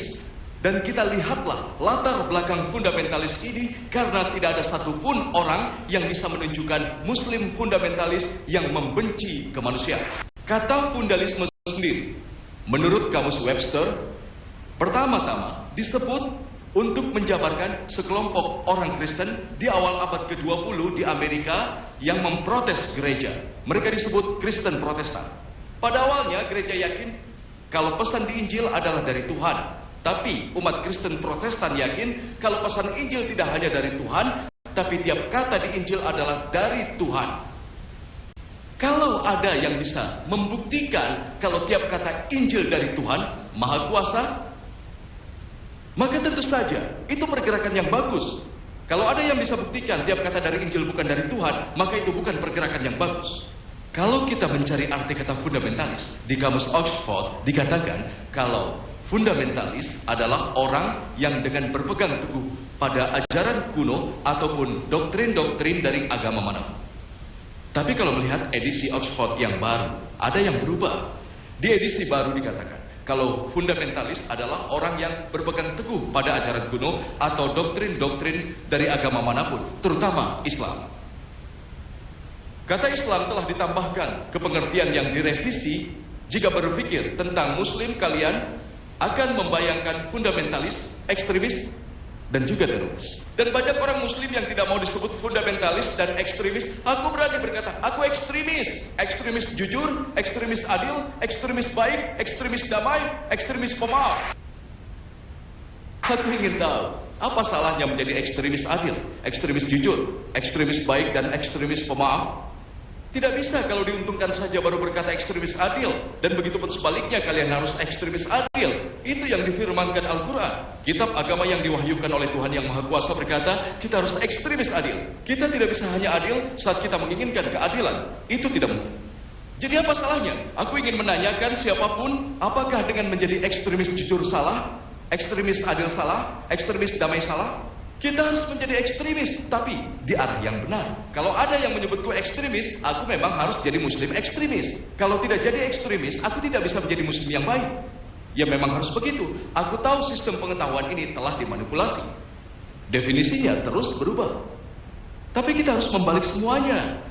Kita tidak boleh hanya setengah-setengah mengikuti Al-Quran. Kita harus secara ekstrim dan sepenuhnya mengikuti Al-Quran. Allah berfirman dalam surat Al-Baqarah, juz 2 ayat 208, Allah berfirman, bagi umat muslim yang dilabeli sebagai teroris, tidak boleh ada muslim yang meneror orang lain. Itu dilarang dalam Islam. Kita tahu bahwa seringkali dua label yang berbeda diberikan pada orang yang sama, individu yang sama, kegiatan yang sama. 60 tahun yang lalu, saat India masih dijajah oleh Inggris, ada banyak warga India yang memperjuangkan kemerdekaan India. Orang-orang India yang memperjuangkan kemerdekaan India ini oleh pemerintah Inggris, mereka disebut teroris. Tapi kita, rakyat jelata India, menyebut mereka pejuang kemerdekaan. Orang yang sama, kegiatan yang sama, dua yang berbeda. Kalau kalian setuju dengan pandangan pemerintah Inggris bahwa mereka berhak menjajah India, maka kalian menyebut mereka teroris. Tapi kalau kalian setuju dengan pandangan rakyat India bahwa Inggris datang ke India hanya untuk bisnis, mereka tidak berhak menjajah kita, maka kalian harus sebut mereka pejuang kemerdekaan. Orang-orang ini, yaitu Bhagat Singh, Chandra Shekhar Azad, Subhas Chandra Bose, disebut teroris. Apa kita setuju atau tidak? Hanya karena pemerintah Inggris dan Amerika berkata demikian, kita tidak harus mempercayainya. Kita harus perjuangkan keadilan. Dia harus perjuangkan kemerdekaan. Jadi sebelum kalian melabeli seseorang, harus cari tahu untuk alasan apa itu. Waktu tidak akan cukup untukku menceritakan rincian. Aku hanya akan memberi satu contoh sederhana, yaitu sebuah revolusi Amerika yang terjadi di abad ke-19. Dan kita tahu bahwa di tahun 1875, dalam revolusi Amerika, ada banyak warga Amerika yang memperjuangkan kemerdekaan. Inggris sedang menjajah Amerika. Dan mereka yang memperjuangkan kemerdekaan dari pemerintah Inggris, mereka disebut teroris. Dan teroris nomor satu adalah Benjamin Franklin dan George Washington. Kita tahu bahwa orang-orang ini oleh pemerintah Inggris disebut teroris nomor satu. George Washington disebut teroris nomor satu. Kemudian dia menjadi presiden Amerika. Dan kebetulan dia juga adalah teroris nomor satu. Dia menjadi presiden Amerika dan menjadi nenek moyang bagi semua presiden Amerika, termasuk George Bush. Bayangkan orang yang sama yang oleh nenek moyang mereka disebut teroris. Kini mereka bersekutu, mereka bersahabat. Waktu terus berubah, tergantung pada latar belakang sejarahnya, latar belakang geografi. Apa langsung kita tahu? Siapa yang selalu berkuasa? Siapa yang telah memberikan label? Dan siapa yang berkuasa hari ini? Amerika seharusnya berkuasa karena media mendukung mereka. Jadi siapa yang mereka labeli sebagai teroris? Labelnya macet. Orang-orang memberitahuku ini adalah akhir. Ini akhir dunia. Apa kau tidak mengalami masalah? Alhamdulillah. Alhamdulillah kalau Allah menghendaki. Aku tahu banyak orang Amerika yang terus bepergian. Mereka merasa tidak ada masalah. Dan penampilanku, janggutku, peciku, dan tentu aku tampak seperti badut adalah target yang empuk. Tapi atas izin Allah dan rahmat Allah, alhamdulillah, aku tidak pernah mendapat masalah. Kuhabiskan banyak waktu di imigrasi dan kantor polisi. Aku di sana, di New York, 2 hari sebelum peristiwa 9 September. Aku di sana selama 2 minggu. Alhamdulillah untung aku pergi. Kalau aku di sana, saat peristiwa itu, mungkin saja aku akan ditahan. Ya, mungkin saja. Aku langsung kembali ke London, dan terakhir kali, saat aku di Amerika, mereka mengundangku beberapa kali di tengah jadwal padatku. Di tahun 2003, aku ke Los Angeles untuk memberi ceramah. Aku langsung bersiap di imigrasi, akan diinterogasi dari penampilanku. Mentalku sudah siap. Seorang petugas datang dan menyuruhku maju dan bertanya, "Kau anggota organisasi apa? Apa tujuanmu datang?" Lalu aku jawab, "Aku sedang melakukan misi kemanusiaan. Yesus Kristus bersabda, berkatalah jujur, dan kalian akan selamat." Ya, itulah sebabnya aku selamat. Kemudian aku pergi ke bea cukai, dan aku berkata kalau aku datang untuk konferensi Islam, periksalah di konferensi Islam. Mereka membuka tasku dan menemukan kaset video terorisme dan jihad. Dan di sampul judulnya ada gambar pistol. Lalu bea cukai bertanya, "Kau percaya pada jihad?" Aku jawab, "Ya, aku percaya pada jihad. Bahkan kita semua hidup dalam jihad." Lalu dia menjawab, "Tidak, maksudku apa kau percaya pada melawan?" Lalu aku menjawab, "Bacalah Injilmu kalau kau membaca Injil." Injil membahas tentang melawan pasal 31 ayat 1 sampai 19, tentang Exodus pasal 22 ayat 18 sampai 20, dan kemudian pasal 32 ayat 27 sampai 28, dan Yesus Kristus sendiri bersabda dalam ajaran Luke pasal 22 ayat 36 bahwa kita diwajibkan melawan. Jadi tiba-tiba sebagian besar petugas bea cukai berkumpul dan mereka mulai bertanya, "Pak, boleh aku bertanya sekali lagi?" Jadi aku memberitahu istriku di Mumbai untuk jangan cemas. Aku terjebak di Amerika untuk berdagang. Aku terus bepergian, Masya Allah. Aku sudah pernah ke Australia, Inggris beberapa kali atas rahmat Tuhan. Waktuku dihabiskan tidak lebih dari beberapa jam. Aku tahu banyak pembicara yang ditahan. Mereka pembicara biasa, maksudku bukan pembicara yang membahas soal bom. Maksudku adalah pembicara internasional yang sering bepergian. Mereka ditahan dan dideportasi dengan rahmat Allah. Sejauh ini aku belum pernah ditahan dan juga dideportasi. Maksimal setengah jam di sana. Dan setiap kali ada peluang, ku ambil itu. Tapi ku ambil berdasarkan Al-Quran untuk panduan yang ada di surat Al-Imran Juz 3 ayat 64, yaitu marilah kita menuju kepada satu kalimat pegangan yang sama antara kami dan kamu. Jadi saat kita mengacu padanya, sebagian masalah akan selesai. Ceramah hari ini seharusnya diadakan 1 bulan yang lalu.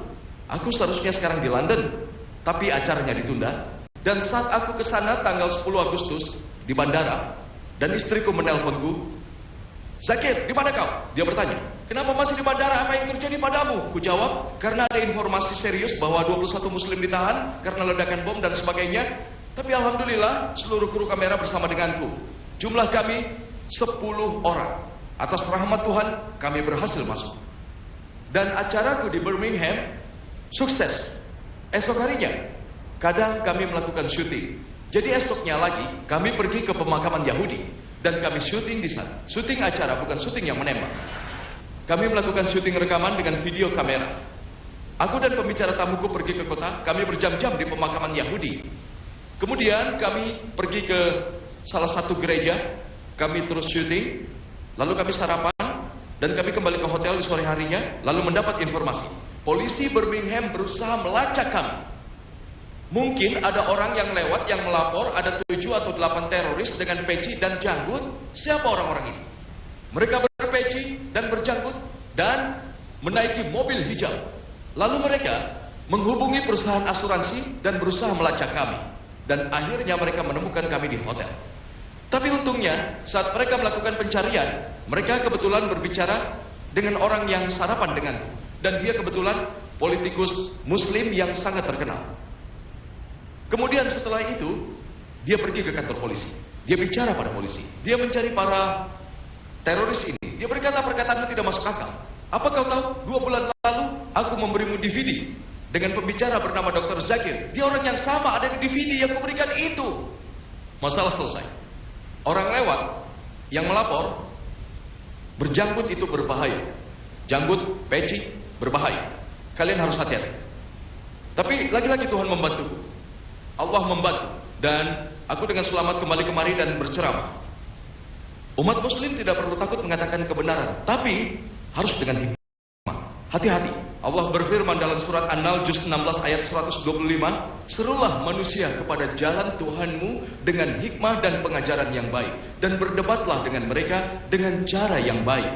Dan berdebatlah dengan mereka dengan cara yang baik. Saat kita bicara, kita harus bicara dengan hikmah. Tidak juga setelah melihat skenario bahwa siapa yang lebih berpeluang menjadi teroris. Dan menurutku, terorisme adalah monopoli para politikus. Menurut pemahamanku melalui survei, terorisme adalah monopoli para politikus. Sama halnya, mungkin ada politikus Amerika, Inggris atau India, itu adalah monopoli para politikus. Kita harus menyadari apa penyebab terorisme. Kalau kita ingin menumpas terorisme, kita harus paham akan penyebabnya dulu. Aku sebagai dokter, kami tidak percaya pada gejala medis. Kami percaya pada mencari apa penyebabnya dan membunuh kumannya. Itulah perawatan medis. Apa penyebab terorisme? Para ahli berkata, penyebab terorisme adalah ketidakadilan. Saat ketidakadilan terjadi pada kelompok tertentu, saat itu terjadi pada kelompok tertentu, mereka cenderung balas dendam. Dan hanya itu penyebab terorisme. Dan saat kita menyadari bahwa baik peristiwa 9 September, penghancuran Menara Kembar di New York, peristiwa 7 Juli, pemboman di London, atau ledakan bom di Bombay, maupun ledakan bom baru-baru ini tanggal 11 Juli.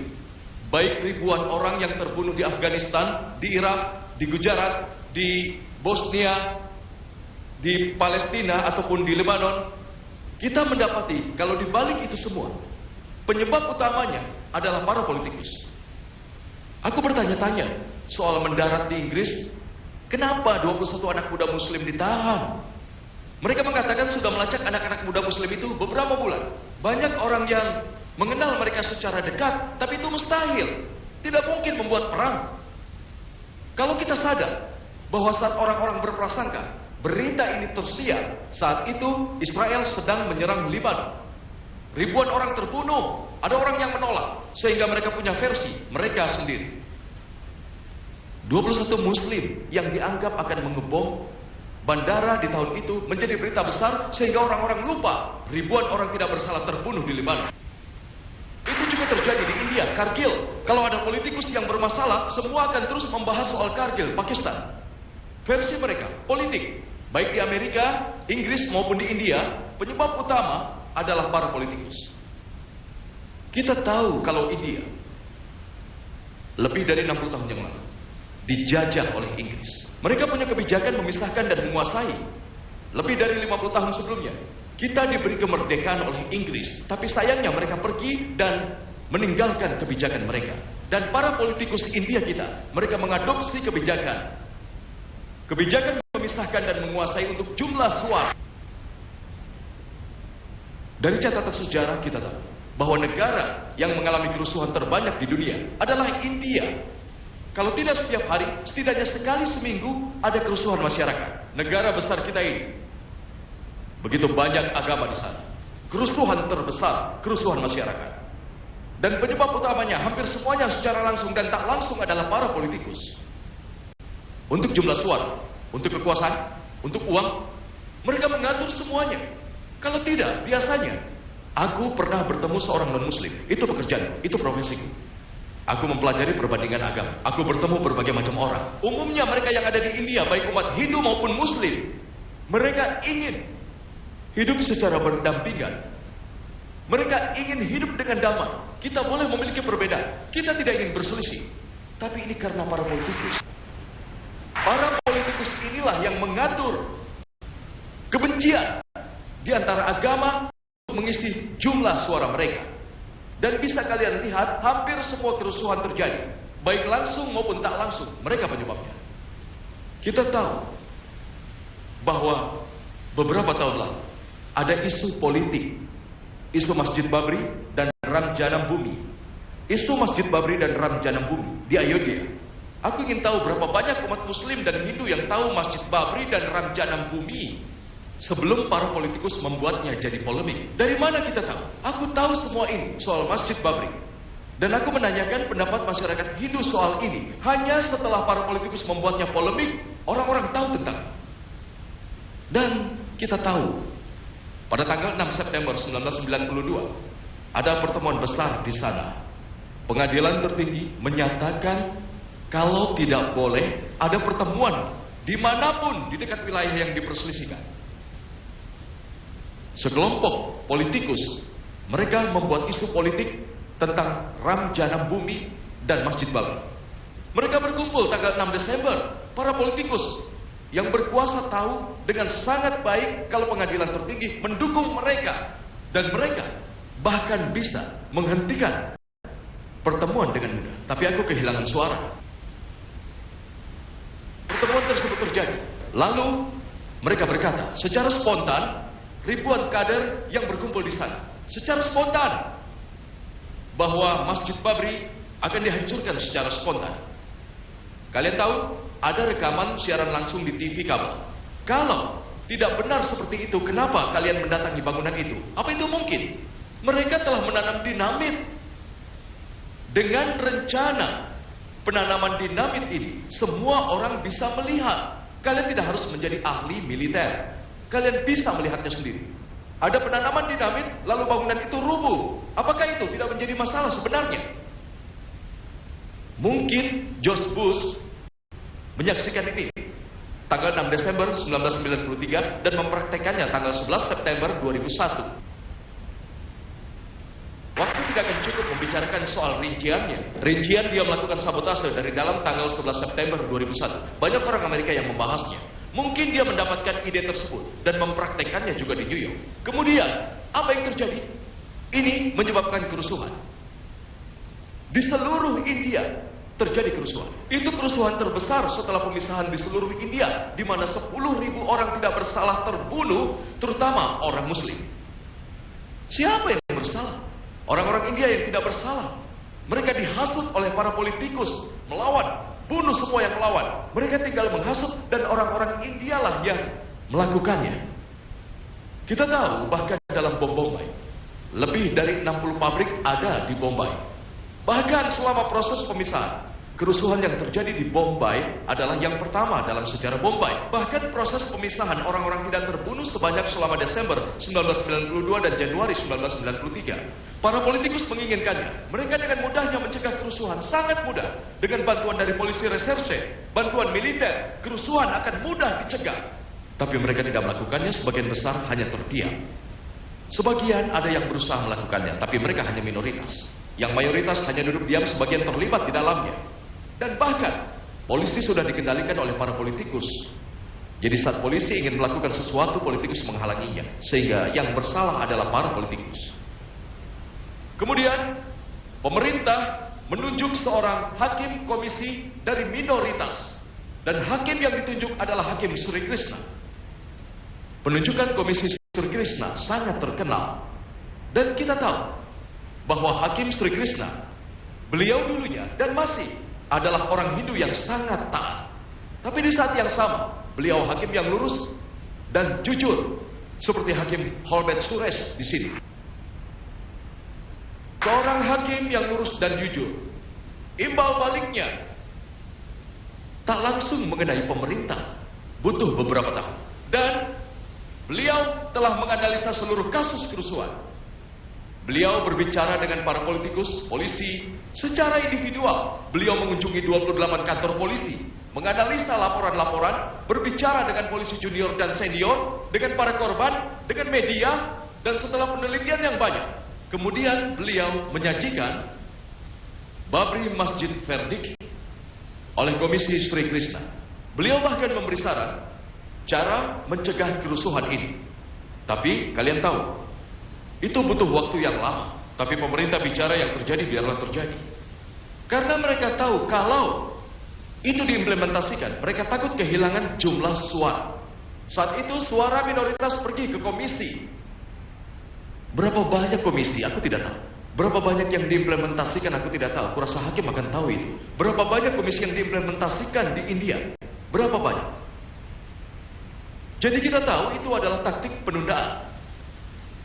Warga India yang tidak bersalah, terutama umat muslim yang menjadi korban. Mereka yakin pada sistem pengadilan di India. Kalau para politikus mengkhianati kita, kalau warga negara yang lain mengkhianati kita, kalau polisi mengkhianati kita, di India kita masih akan tetap percaya pada sistem.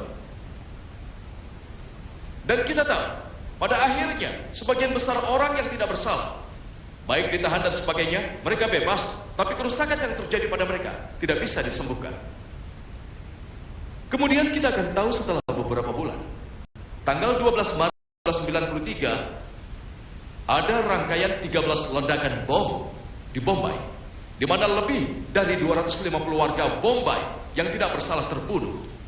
Lebih dari 250 orang tidak bersalah terbunuh, dan bahkan lebih dari 700 orang terluka. Mereka sudah merencanakan semuanya. Hakim Sri Krishna mengatakan, itu bukan direncanakan dengan baik, tapi balas dendam. Lebih dari 1.500 orang muslim yang tidak bersalah terbunuh di Bombay. Lebih dari 1.500 orang muslim yang tidak bersalah terbunuh dari Desember 1992 hingga Januari 1993. Itu aksi balas dendam. Dan menurut polisi itu dilakukan oleh gerakan bawah tanah muslim tanpa memberitahukan satu sama lain. Begitulah ledakan itu terjadi. Dan di seluruh Madrid, bahkan polisi di sana yakin itu adalah aksi balas dendam yang terjadi di Bombay. Kita tahu bahwa langsung setelah kerusuhan Desember 1992 dan Januari 1993 sangat sulit bagi umat muslim untuk berjalan di jalanan. Sangat sulit bepergian dengan kereta, bepergian dengan bis untuk berjalan di wilayah non-muslim. Mereka akan diremehkan. Tiba-tiba setelah ledakan 12 Maret 1993, situasinya berubah. Sebagian besar orang muslim tahu bahwa membunuh orang tidak bersalah itu dilarang. Tapi ada yang mendukung ledakan bom tersebut. Di hati mereka bahagia. Dalam Islam, itu tidak dibenarkan. Islam mengutuk tindakan ini. Membunuh orang yang tidak bersalah itu dikutuk. Kalian dilarang membunuh orang tidak bersalah. Kalau ada yang melakukan ketidakadilan pada kalian, kalian tidak boleh membunuh orang yang tidak bersalah. Siapapun yang melakukannya, baik muslim maupun non-muslim, siapapun yang membunuh lebih dari 250 orang tidak bersalah, pada tanggal 12 Maret 1993, Islam mengutuknya. Sebagian besar umat muslim tahu bahwa membunuh orang tidak bersalah adalah haram dan dilarang. Dan di dalam hati mereka senang. Tapi kalian tidak boleh memakai cara yang salah untuk mencapai tujuan yang benar. Tidak bisa. Islam tidak mengizinkan memakai metode yang salah untuk mencapai tujuan yang benar. Mereka tidak bisa dibenarkan. Kita sadar kalau umat muslim diusik, disiksa dan dibunuh, tapi tidak bisa membenarkan pembunuhan orang yang tidak bersalah. Bayangkan, keluarga dan lebih dari 250 orang yang tidak bersalah itu, saat mereka tahu bahwa umat muslim yang telah membunuh mereka, mereka akan berpikir agama macam apa itu? Apa salah mereka? Apa mereka mengusik kalian? Kalau orang yang mengusik itu kalian tangkap, sidang dan hukum, itu tidak masalah. Itu sudah sepatutnya. Tapi orang-orang yang tidak bersalah terbunuh, apa salah mereka pada kalian? Bayangkan, dia akan menjadi ancaman musuh terhadap Islam. Islam tidak membenarkan pembunuhan orang yang tidak bersalah manapun. Itu terkutuk. Saat kita menyadari rantai peristiwa yang berlanjut, siapa yang salah? Kita tahu kalau pencegahan lebih baik dari penyembuhan. Siapa yang salah? Saat kita melihat rangkaian peristiwa, kita tahu bahwa kita, para politikus lawan, para politikus dan partai oposisi, jika mereka tidak memakai isu Masjid Babri dan Ramjanam Bumi dalam agenda politik, bom Bombay 1992 tak akan pernah terjadi. Kemudian para politikus yang berkuasa, mereka bisa saja mencegah pertemuan itu. Mereka bisa saja mencegah pengerusakan Masjid Babri dengan mudah. Ada putusan pengadilan tertinggi, ada militer, ada polisi. Tapi mereka takut, kalau kami melakukannya, kami kehilangan jumlah suara. Jadi kami membiarkan. Orang kedua yang bertanggung jawab adalah politikus yang berkuasa. Mereka memberitahu orang-orang, warga India yang tidak bersalah dihasut melawan minoritas. Dan mereka membunuh ribuan orang muslim yang tidak bersalah. Mereka bertanggung jawab, tapi mereka orang yang tidak bersalah. Orang keempat yang bertanggung jawab adalah polisi. Polisi bisa mencegah sejak dini bom Bombay. atau dimanapun di India dengan mudah. Tapi warga sipil tidak pernah dilatih militer. Kita tidak bisa melawan untuk polisi. Mudah sekali bagi polisi di kota manapun, terutama Bombay, untuk mencegah kerusuhan. Sangat mudah. Mencegah teroris memang sulit, akan kujelaskan nanti. Tapi mencegah kerusuhan itu mudah. Tapi mereka tidak melakukannya. Ada yang merasa takut, ada yang mengambil sikap dan membantu para korban yang tidak bersalah. Tapi mayoritas hanyalah duduk diam. Sebagian bahkan terlibat. Sebagian yang hanya duduk diam, mereka takut kalau menentang politikus mereka akan dipindah tugaskan. Mereka juga bersalah. Orang keempat yang bersalah adalah polisi. Yang kelima adalah yang terakhir, tapi tidak kalah penting, orang-orang yang melakukan ledakan bom. Islam tidak mengizinkan memakai cara yang salah untuk mencapai tujuan yang benar. Kelima unsur itulah yang salah. Kalau kita ingin menghentikan serangan teroris, langsung cari akar penyebabnya. Hentikan ketidakadilan. Hentikan tindakan yang salah pada sekelompok orang dan terorisme akan berhenti. Sulit bagi polisi untuk menghentikan ledakan bom. Kita tahu, kita paham itu. Itu tidak mudah, itu sulit. Tapi menghentikan kerusuhan itu sangat mudah. Kasus yang sama. Kalian lihat sebagian besar kerusuhan yang terjadi di India, urutannya sama. Orang-orang yang sama, judulnya saja yang berbeda. Kelompok orang yang sama. Ada contoh lainnya. Pembantaian Gujarat yang dimulai pada tanggal 27 Februari 2002 hingga Maret 2002. Itu terjadi setelah pembakaran kereta Sabarmati Express di Godda 26 Februari tahun 2002. Kita sangat tahu itu bukan hal yang dirahasiakan. Itu rahasia yang terbuka bahwa kereta yang terbakar ini, berdasarkan laporan forensik, berdasarkan bukti situasi, ternyata kereta itu terbakar dari dalam. Ada beberapa bukti. Semuanya sudah direncanakan. Umat muslim dihasut, ada pertemuan, tapi mereka tidak membunuh. Mereka tidak membunuh orang yang tidak bersalah. Begitulah. Ada 59 orang terbunuh, tapi tidak untuk ditakuti. Mungkin ada beberapa orang terbunuh, mereka yang akan dibunuh tidak tahu apa yang terjadi pada mereka. Mereka terus mengubah pertanyaan. Jadi ada sabotase dari dalam. Masjid Babri sabotase dari dalam. 9 September dari dalam. Godra dari dalam. Siapa yang sangat bersalah? Yaitu para politikus. Tiba-tiba keesokan harinya, tanggal 27 Februari tahun 2002, tidak ada rencana balas dendam.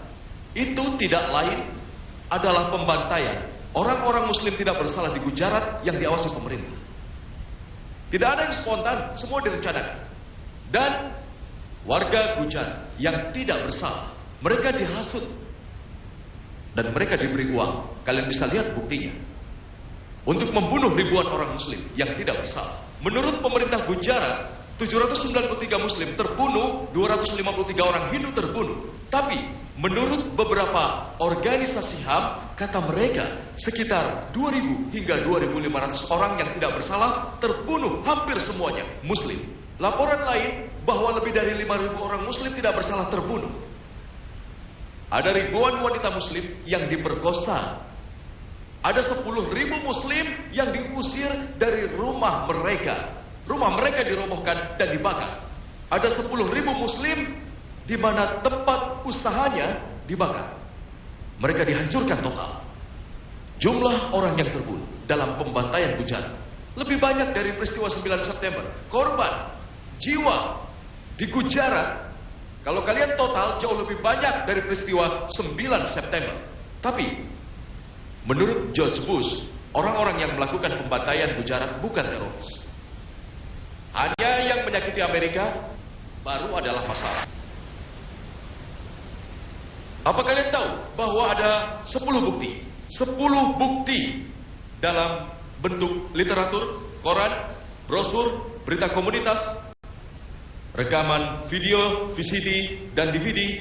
Mereka punya rekaman tentang pelakunya.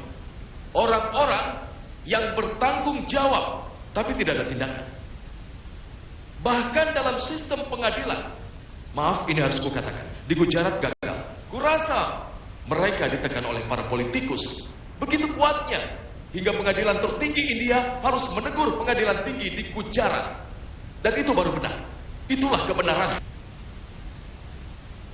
Aku rasa itu karena para politikus pengadilan tertinggi India memberikan putusan terhadap pengadilan tinggi Gujarat bahwa tindakan mereka salah, dan kurasa mungkin itu karena para politikus yang memakai kekuasaan mereka. Dan bayangkan apa yang kita dapati setelah beberapa bulan terjadi di Akshardham, pembantaian kuil, 2 orang tertangkap.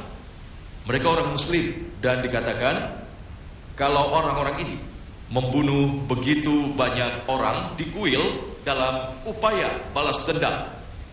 Dan ini semua hanya aksi balas dendam. Islam tidak membenarkan itu. Mereka bisa saja punya alasan logis. Orang-orang ini yang melakukan serangan pada orang yang saling balas dendam, mereka logis. Kata mereka, ribuan keluarga terbunuh di depan mata kami. Ibu kami dan saudara kami diperkosa di depan kami. Kami lebih dianiaya. Kami tahu orang yang bertanggung jawab adalah tetangga kami, orang-orang di jalan dekat sini. Tapi saat kami melihatnya, itu mengingatkan kami akan siksa. Saat mereka menuntut keadilan lewat hukum, hukum tidak mendukung. Jadi mereka main hakim sendiri. Islam tidak memperbolehkan kalian. Kalau kalian main hakim sendiri, artinya kalian membunuh orang. Islam tidak membenarkan itu. Mereka hanya ingin pembenaran. Dan apa yang mereka lakukan? Kita tahu pelakunya. Dan di depan kita ada banyak aksi keras. Jadi kita main hakim sendiri. Kalau kalian menemukan pelakunya, menahannya, anggap kita bisa melakukannya dan menghukumnya. Islam membenarkan itu. Kalian hanya dilarang membunuh orang tidak bersalah. Islam tidak membenarkan itu. Kalian tidak bisa memakai cara yang salah untuk mendapatkan tujuan yang benar. Berapapun banyak rasa kasihan kalian, tapi yang harus diingat dalam Islam itu salah. Itu tidak dibenarkan. Membunuh orang tidak bersalah. Bayangkan, ratusan orang yang tidak bersalah terbunuh oleh balas dendam dari orang-orang ini. Mereka akhirnya menjadi musuh. Apa salah mereka? Apa hal yang sama? Ada orang Hindu membunuh orang Muslim yang tidak bersalah, ada orang Islam yang membunuh Hindu tidak bersalah. Itu tidak dibenarkan dalam Islam. Kalau kalian bisa menangkap pelaku, menahan dan menghukumnya, itu tidak apa-apa.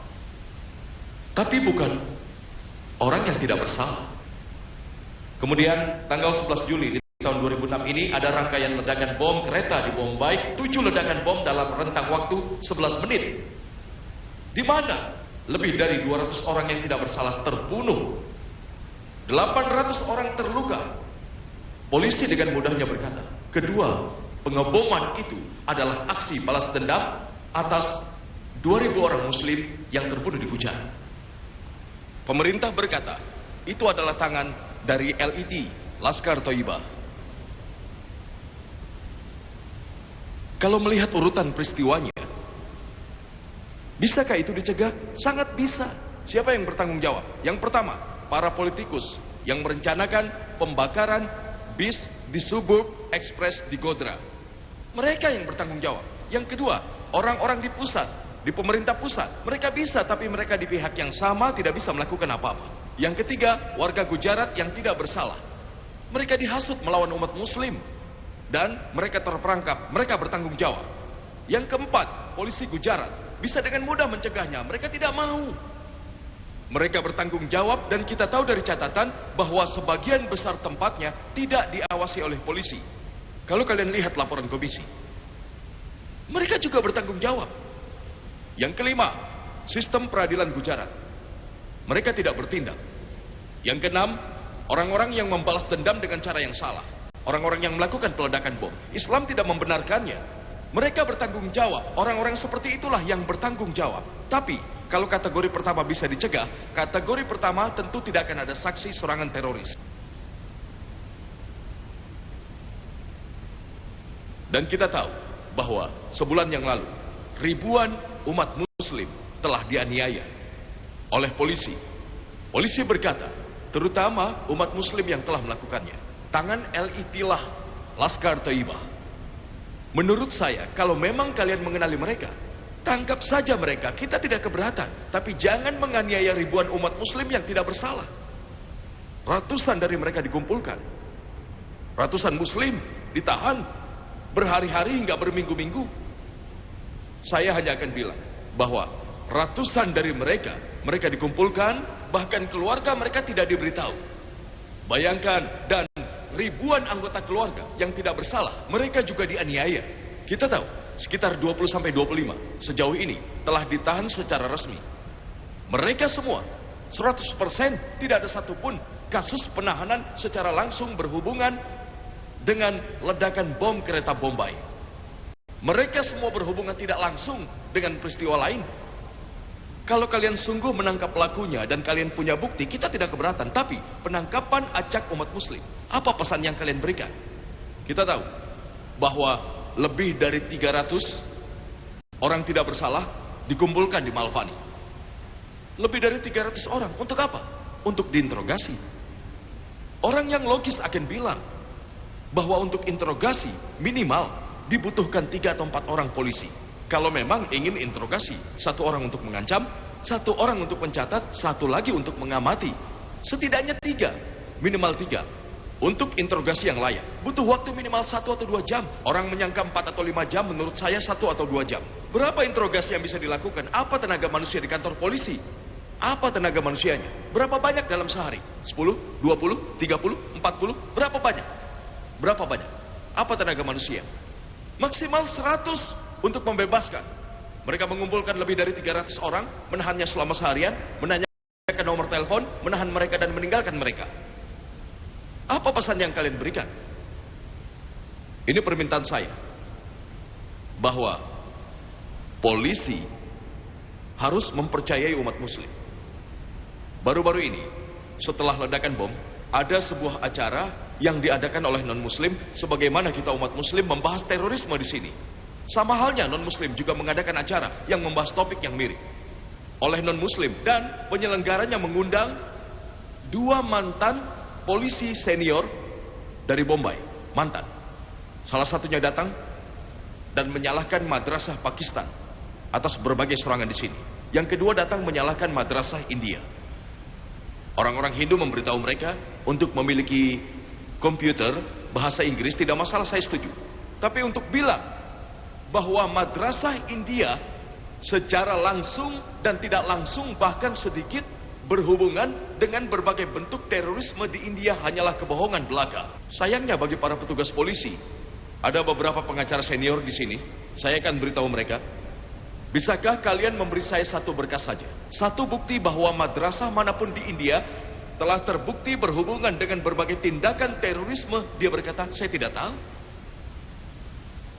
Bayangkan pernyataan apa yang diberikan polisi senior ini kepada non-muslim. Pesan apa yang kalian berikan? Pada akhirnya, umat Hindu akan menentang madrasah. Jadi dengan membuat pernyataan yang tidak bertanggung jawab ini oleh para polisi senior, saya tidak akan menyebutkan namanya. Kenapa? Karena saya warga yang bertanggung jawab. Apa pesan yang kalian berikan? Saya tidak tahu madrasah manapun di India.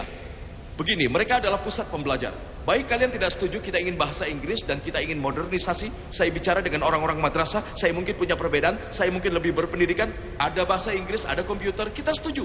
Tapi untuk mengatakan mereka terlibat dalam kegiatan terorisme secara langsung dan tidak langsung, bahkan sedikit, hanyalah kebohongan belaka. Jadi apa yang terjadi? Apa pesan mereka? Kita tahu bahwa ratusan muslim yang tidak bersalah ditahan. Banyak yang dipenjara. Polisi masuk dan menggeledah rumah. Mereka menemukan buku tentang jihad. Ini bukti. Ini bukti mereka terlibat serangan teroris.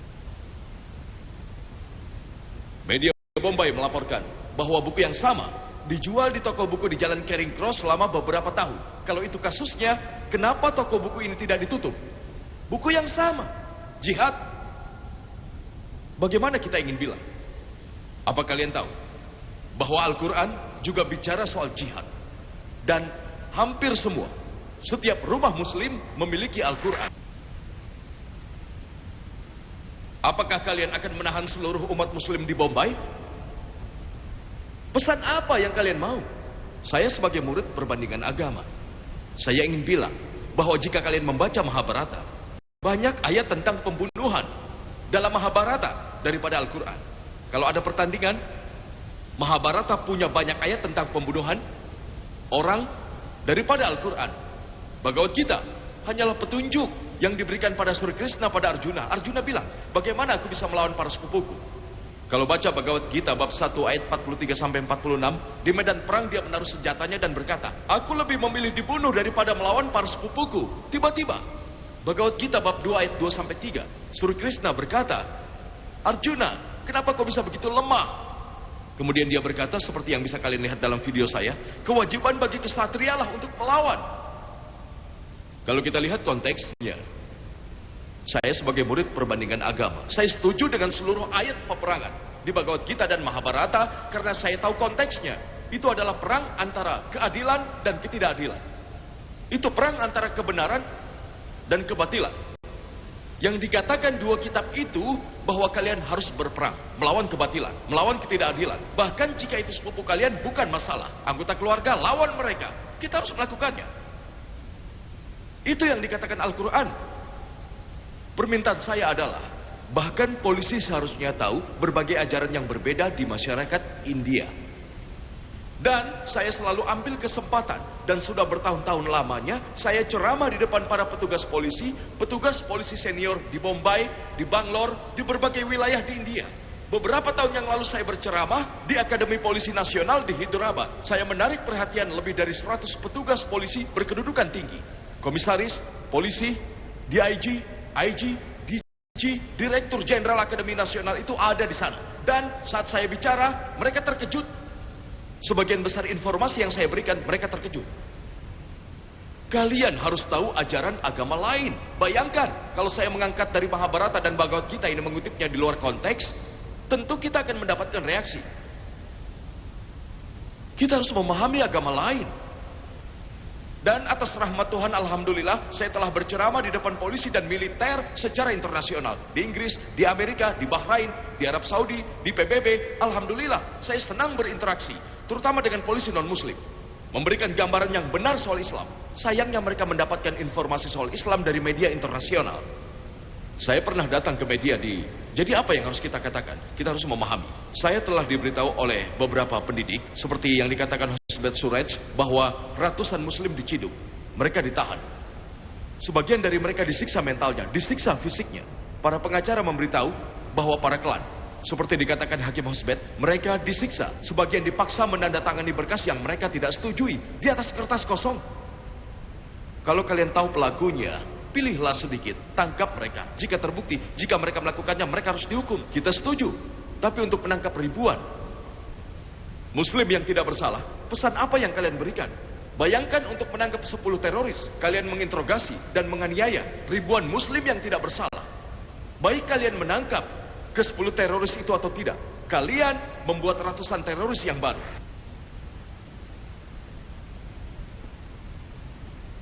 Banyak polisi senior non-muslim di berbagai wilayah dan kota di India, dan terutama di Bombay, jangan mendengar Zakir Naik, Dr. Zakir Naik. Saya hanya akan senang kalau Anda bicara dalam bahasa Urdu India. Pembicaraan Anda harus didengar oleh banyak orang. Bukan saya yang harus bicara, tapi Anda lah yang harus bicara. Beberapa tahun lalu saat saya mulai ceramah, banyak polisi non-muslim di India. Mereka bilang, mereka tahu dengan rahmat Allah, 10.000, 50.000, 100.000 orang datang ke ceramah. Dan tiap saya ke Kashmir, karena saya resmi diundang menteri yang berkuasa, kepala menteri. Tapi pada saat gubernur Kashmir Saksena, dia ingin bertemu saya. Jadwal saya padat. Non-muslim, saya luangkan waktu. Dia minta siang, tapi saya tidak punya waktu. Saksena sebagai gubernur Kashmir, dia kebetulan mantan orang militer. Saya lupa posisinya, kolonel, mayor, atau polisi yang tinggi. Dan kami berbicara. Dia ditakuti masyarakat Kashmir. Kemudian dia datang ke rumah saya di Bombay. Dia ingin bertemu saya.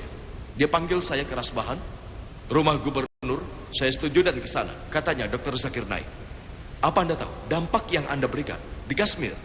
Warga di sana mengikuti Anda. Kami ingin Anda datang lagi. Kami ingin Anda datang di TV Kashmir. Kami ingin Anda datang di radio. Tapi, pertanyaan saya, apakah ceramah saya akan efektif? Saya tahu bahwa tidak ada satupun ayat di Al-Quran yang membenarkan pembunuhan orang yang tidak bersalah. Tidak ada satupun perkataan hadis Nabi yang menyuruh membunuh, bahkan meski dia termasuk pada komunitas yang bertindak tidak adil pada kalian. Saya tahu itu. Saya bisa bicara, tapi bayangkan ribuan muslim yang tidak bersalah telah dianiaya. Polisi memberitahu kita, sebagian besar masalah ada di tangan LIT, Laskar Thaibah. Kalau diandaikan saya setuju dengan mereka. Dan polisi memberitahu kita bahwa pihak setempat pasti terlibat. Jika tidak, ledakan bom tidak akan mungkin terjadi. Saya setuju. Bayangkan kalau Laskar Thaibah terlibat. Kalian menginterogasi ribuan orang yang tidak bersalah. Mereka akan bisa merekrut orang baru. Orang baru. Kalian aniaya, mereka banyak yang bisa mereka rekrut. Bahkan kalau polisi mencurigai Laskar Thaibah, maaf jangan salah paham dengan saya. Saya tidak mau kalian salah paham pada saya tidak mau ditahan. Pesan apa yang kalian berikan? Bayangkan, kalau saya setuju dengan kalian bahwa teori kalian benar, Laskar Thaibah terlibat, dan ada pihak setempat yang membantu, kalian seharusnya mengatakan kepada umat muslim, kalian tidak boleh mengumpulkan ribuan muslim tidak bersalah. Kita tahu, kita paham bahwa menemukan seorang pelaku sangat sulit, terutama karena ledakan bom itu dilakukan dengan teliti, dengan akurat, ada otaknya. Menurut polisi, kita tahu itu sulit. Kita paham kasus kalian, tapi tidak berarti atas nama interogasi kalian menciduk beberapa orang tidak bersalah. Kita memahaminya. Tapi ribuan. Pesan apa yang kalian berikan? Menurut Anda ceramah saya efektif? Mungkin saya akan bisa meyakinkan 2 atau 3%, 5%, lebih dari itu. Jadi kita harus menyelesaikan masalahnya. Apa sumber masalahnya? Dan polisi seharusnya yakin pada warganya. Jika tidak begitu, bagaimana mereka bisa menghentikan terorisme? Dan kalau kalian ingin dihormati, kalian harus menghormati. Banyak juga polisi yang baik. Banyak teman saya yang jaksa dan pengacara, mereka memberitahu saya, ada polisi yang baik, yang membantu orang-orang saat mereka ditahan. Sebagian dari polisi sangat baik hati, mereka membantu dan mendukung. Tapi pada umumnya, oh kau berjenggot, kenapa kau berjenggot? Celanamu sampai mata kaki, kenapa begitu? Memakai peci, seakan tercantum bahwa teroris harus memiliki jenggot, harus melipat celananya hingga mata kaki, memakai peci, maka saya akan jadi teroris nomor 1. Kalian paham maksud saya kan? Saya pakai peci dan saya punya jenggot. Pesan apa yang kalian berikan? Seharusnya ada pelatihan yang pantas, pemahaman yang pantas soal agama Islam. Itu sebabnya William, saat dia menyarankan, dia memberitahu pemerintah Amerika, kalian tidak tahu soal Islam. George Bush sama sekali tidak tahu. Itu artikel yang kemarin diterbitkan di Midday. Dia tidak tahu. Kalau dia tidak paham, bagaimana bisa menyelesaikan masalah? Saya tidak mau polisi salah paham pada saya. Kalau saya memberitahu umat muslim, membunuh orang tidak bersalah itu salah. Banyak umat muslim yang setuju. Al-Quran mengutuknya, Nabi kita mengutuknya. Membunuh orang tidak bersalah tidak bisa dibenarkan. Inilah kebenaran. Di saat yang sama, saya bahkan harus bicara soal kebenaran pada polisi. Saya berharap mereka memahami situasinya. Dan menurut Julio Ribeiro, dia menulis di Hindustan Times, saya rasa tanggal 9 September, dia berkata bahwa makin banyak penahanan tak perlu yang dibuat. Untuk mencari pemecahan akan makin setara sulitnya. Makin banyak penahanan tidak perlu yang kalian buat, peluang untuk menangkap pelaku akan lebih sulit. Tanggal 2 September 2006, ada sikap bagus oleh komisaris Bombay bernama Elroy. Dia menulis surat pribadi ke beberapa ratus pemimpin muslim yang isinya bahwa investigasi umat muslim tidak bijak. Kami telah menganiaya kalian. Saya juga menerima surat ini. Dia berkata kalau ada pertanyaan kita bisa membahasnya, kita bisa membicarakannya, mendiskusikannya. Itu sikap yang baik. Surat itu baru-baru ini datang, mungkin seminggu yang lalu. Saya hanya berharap itu bukan hanya basa-basi hubungan sosial. Kalau itu dipraktekkan, maka umat muslim tidak perlu dianiaya. Kalau bersungguh ingin meyakinkan warga, kalian harus mengadakan pertemuan dengan umat muslim. Lalu setelah itu kalian akan sangat bisa menangkap pelakunya. Dan jika pelakunya tertangkap, siapapun mereka, tentu saja mereka harus dihukum. Kita tahu pemerintah memberitahu kita mengapa mayoritas umat muslim diciduk. Pendapat yang diberikan adalah bahwa kalau kita menganalisa bahwa dalam terorisme puncak, mayoritas yang ditangkap adalah Syekh. Di Ulfa, di Assam, mayoritas adalah Hindu. Macan Tamil LTTE, mereka Hindu. Ledakan bom di Bombay. Kalian tahu, kita pikir itu hubungan dengan Pakistan, Kashmir, pelakunya muslim. Saya mungkin akan setuju jika serangan teroris di Punjab, mayoritas warga Punjab adalah Syekh. Jadi kalau mayoritas Syekh yang ditahan, itu logis. Di Assam, mayoritasnya Hindu. Jadi kalau Hindu yang ditahan itu logis. Di Macan Tamil juga Hindu. Jadi kalau mayoritas Hindu yang ditahan itu logis. Di Bombay, apakah mayoritas warganya Muslim? Muslim hanya minoritas. Jadi kenapa mereka tidak menciduk yang mayoritas? Kalau kalian pikir itu tindakan militan Kashmir, kalau kalian punya catatan, kita tidak berwenang menentangnya.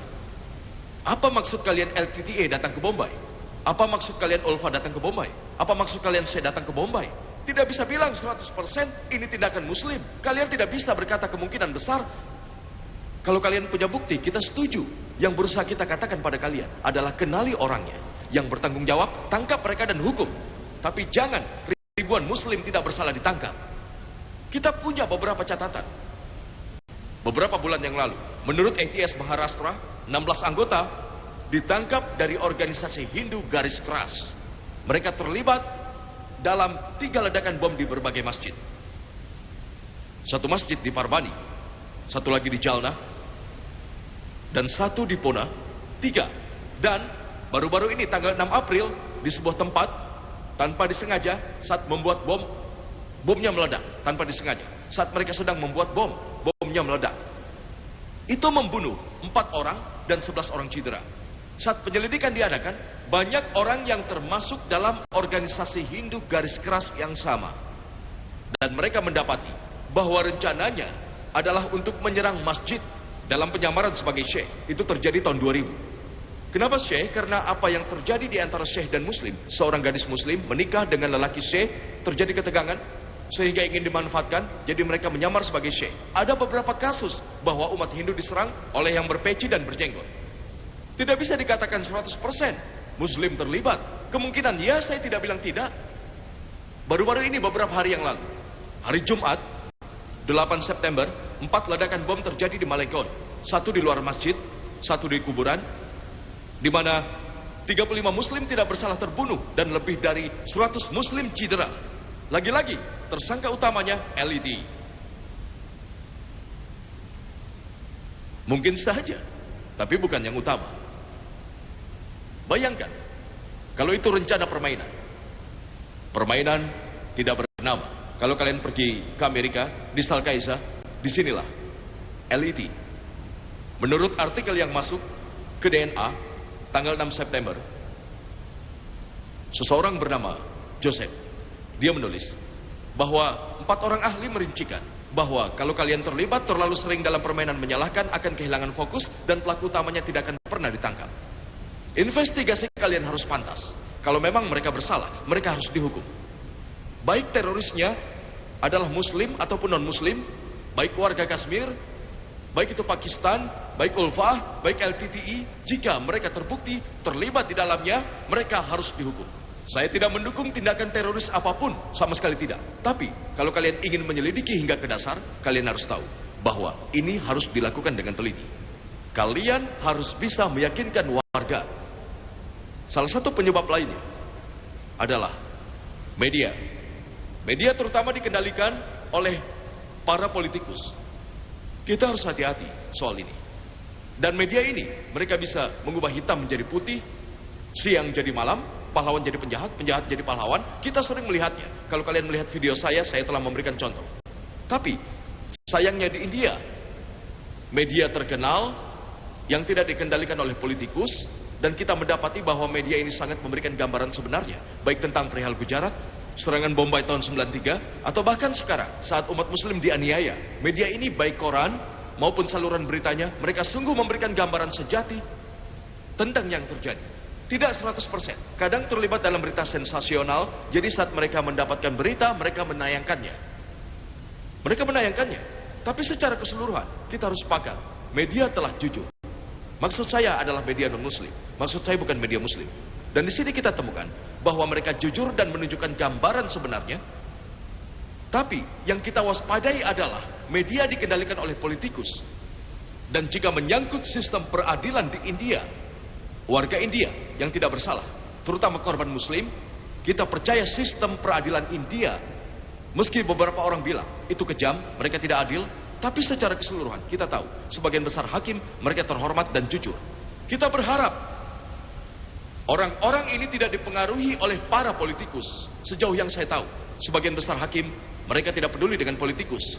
Sekali saja politikus menguasai peradilan, maka Tuhan menyelamatkan negara India. Tapi kita percaya sistem peradilan kita. Dan untuk menyimpulkan, kita harus sadar bahwa karena kita tahu bahwa penyebab teroris adalah ketidakadilan, penyebab teroris adalah ketidakadilan pada suatu kelompok, hal ini harus dihentikan. Bagaimana caranya? Seperti yang saya bilang pertama, politikus, mereka harus jujur, mereka harus adil. Tidak boleh bertindak salah demi kepentingan jumlah suara. Kalau mereka jujur dan adil, baik kehilangan kursi mereka, kalian akan lihat terorisme akan berhenti. Yang kedua, warga India yang tidak bersalah, mereka seharusnya tidak terhasut oleh para politikus dan melakukan hal yang salah dan membunuh orang yang tidak bersalah. Yang ketiga, polisi, mereka harus punya pendirian, mereka harus adil. Kalau ada yang disakiti, mereka harus melindunginya. Tidak boleh bekerja sama dengan politikus. Saya tahu mereka bisa dipindahkan, tapi kalau semua polisi India jujur, polisi baru yang akan dipindah tugaskan juga akan jujur. Bisa apa politikus? Kalau ratusan polisi, saya tidak menyalahkan mereka. Tolong jangan salah paham. Sebagian besar dari mereka ingin begitu. Tapi karena tekanan berat para politikus, mereka takut kalau mereka akan dipindah tugaskan, mereka akan dianiaya. Tapi kalau semua polisi berkumpul dan berkata, mari kita jujur, jika dipindah tugaskan polisi yang baru juga akan jujur. Dengan sendirinya, sebagian besar masalah ketidakadilan akan berhenti. Dan terakhir yang tidak kalah penting, tidak boleh main hakim sendiri. Mereka tidak boleh membunuh orang yang tidak bersalah, meskipun termasuk dalam komunitas yang sama, yang tidak adil pada kalian. Kalau kita lakukan, kita berusaha menghentikan ketidakadilan, maka India akan jadi negara yang hebat. Diperkirakan, pada tahun 2020, India akan jadi negara superpower. Kalau seluruh umat Hindu dan Muslim, kita hidup bersama, saling menyayangi secara harmonis, mungkin memiliki perbedaan, tapi itu sudah ada dari dulu. Hidup dengan perbedaan, tapi kita saling sayang, kita hidup dengan damai dan harmonis, India akan jadi negara superpower. Dan Mahatma Gandhi, dia berkata bahwa kalau India ingin berkembang, harus dipimpin seorang diktator yang jujur dan juga seteguh Hazrat Umar radhiyallahu anhu. Mahatma Gandhi, ayah negara India, dia menyarankan hal terbaik yang harus dilakukan memiliki diktator seperti Hazrat Umar radhiyallahu anhu. Dia orang yang jujur. Kalau menyangkut keadilan, dia tidak peduli baik muslim maupun non-muslim. Untuk keadilan, dia memberikan keadilan. Oleh karena itu, gelarnya adalah Al-Faruq, orang yang memisahkan kebenaran dari kebatilan. Saya memulai ceramah dengan mengutip Al-Quran, surat Al-Isra, surat ke-17, ayat 81 yang menyebutkan, katakanlah kebenaran telah datang dan yang batil telah lenyap. Sungguh yang batil itu pasti lenyap. Saya ingin mengakhiri ceramah saya dengan mengutip dari Dr. Adam Person yang berkata, orang-orang yang cemas bahwa suatu hari senjata nuklir akan jatuh di tangan orang Arab. Mereka tidak sadar kalau bom Islam sudah dijatuhkan. Itu jatuh saat Nabi Muhammad SAW lahir. Wa akhiru dawana walhamdulillahirabbil alamin.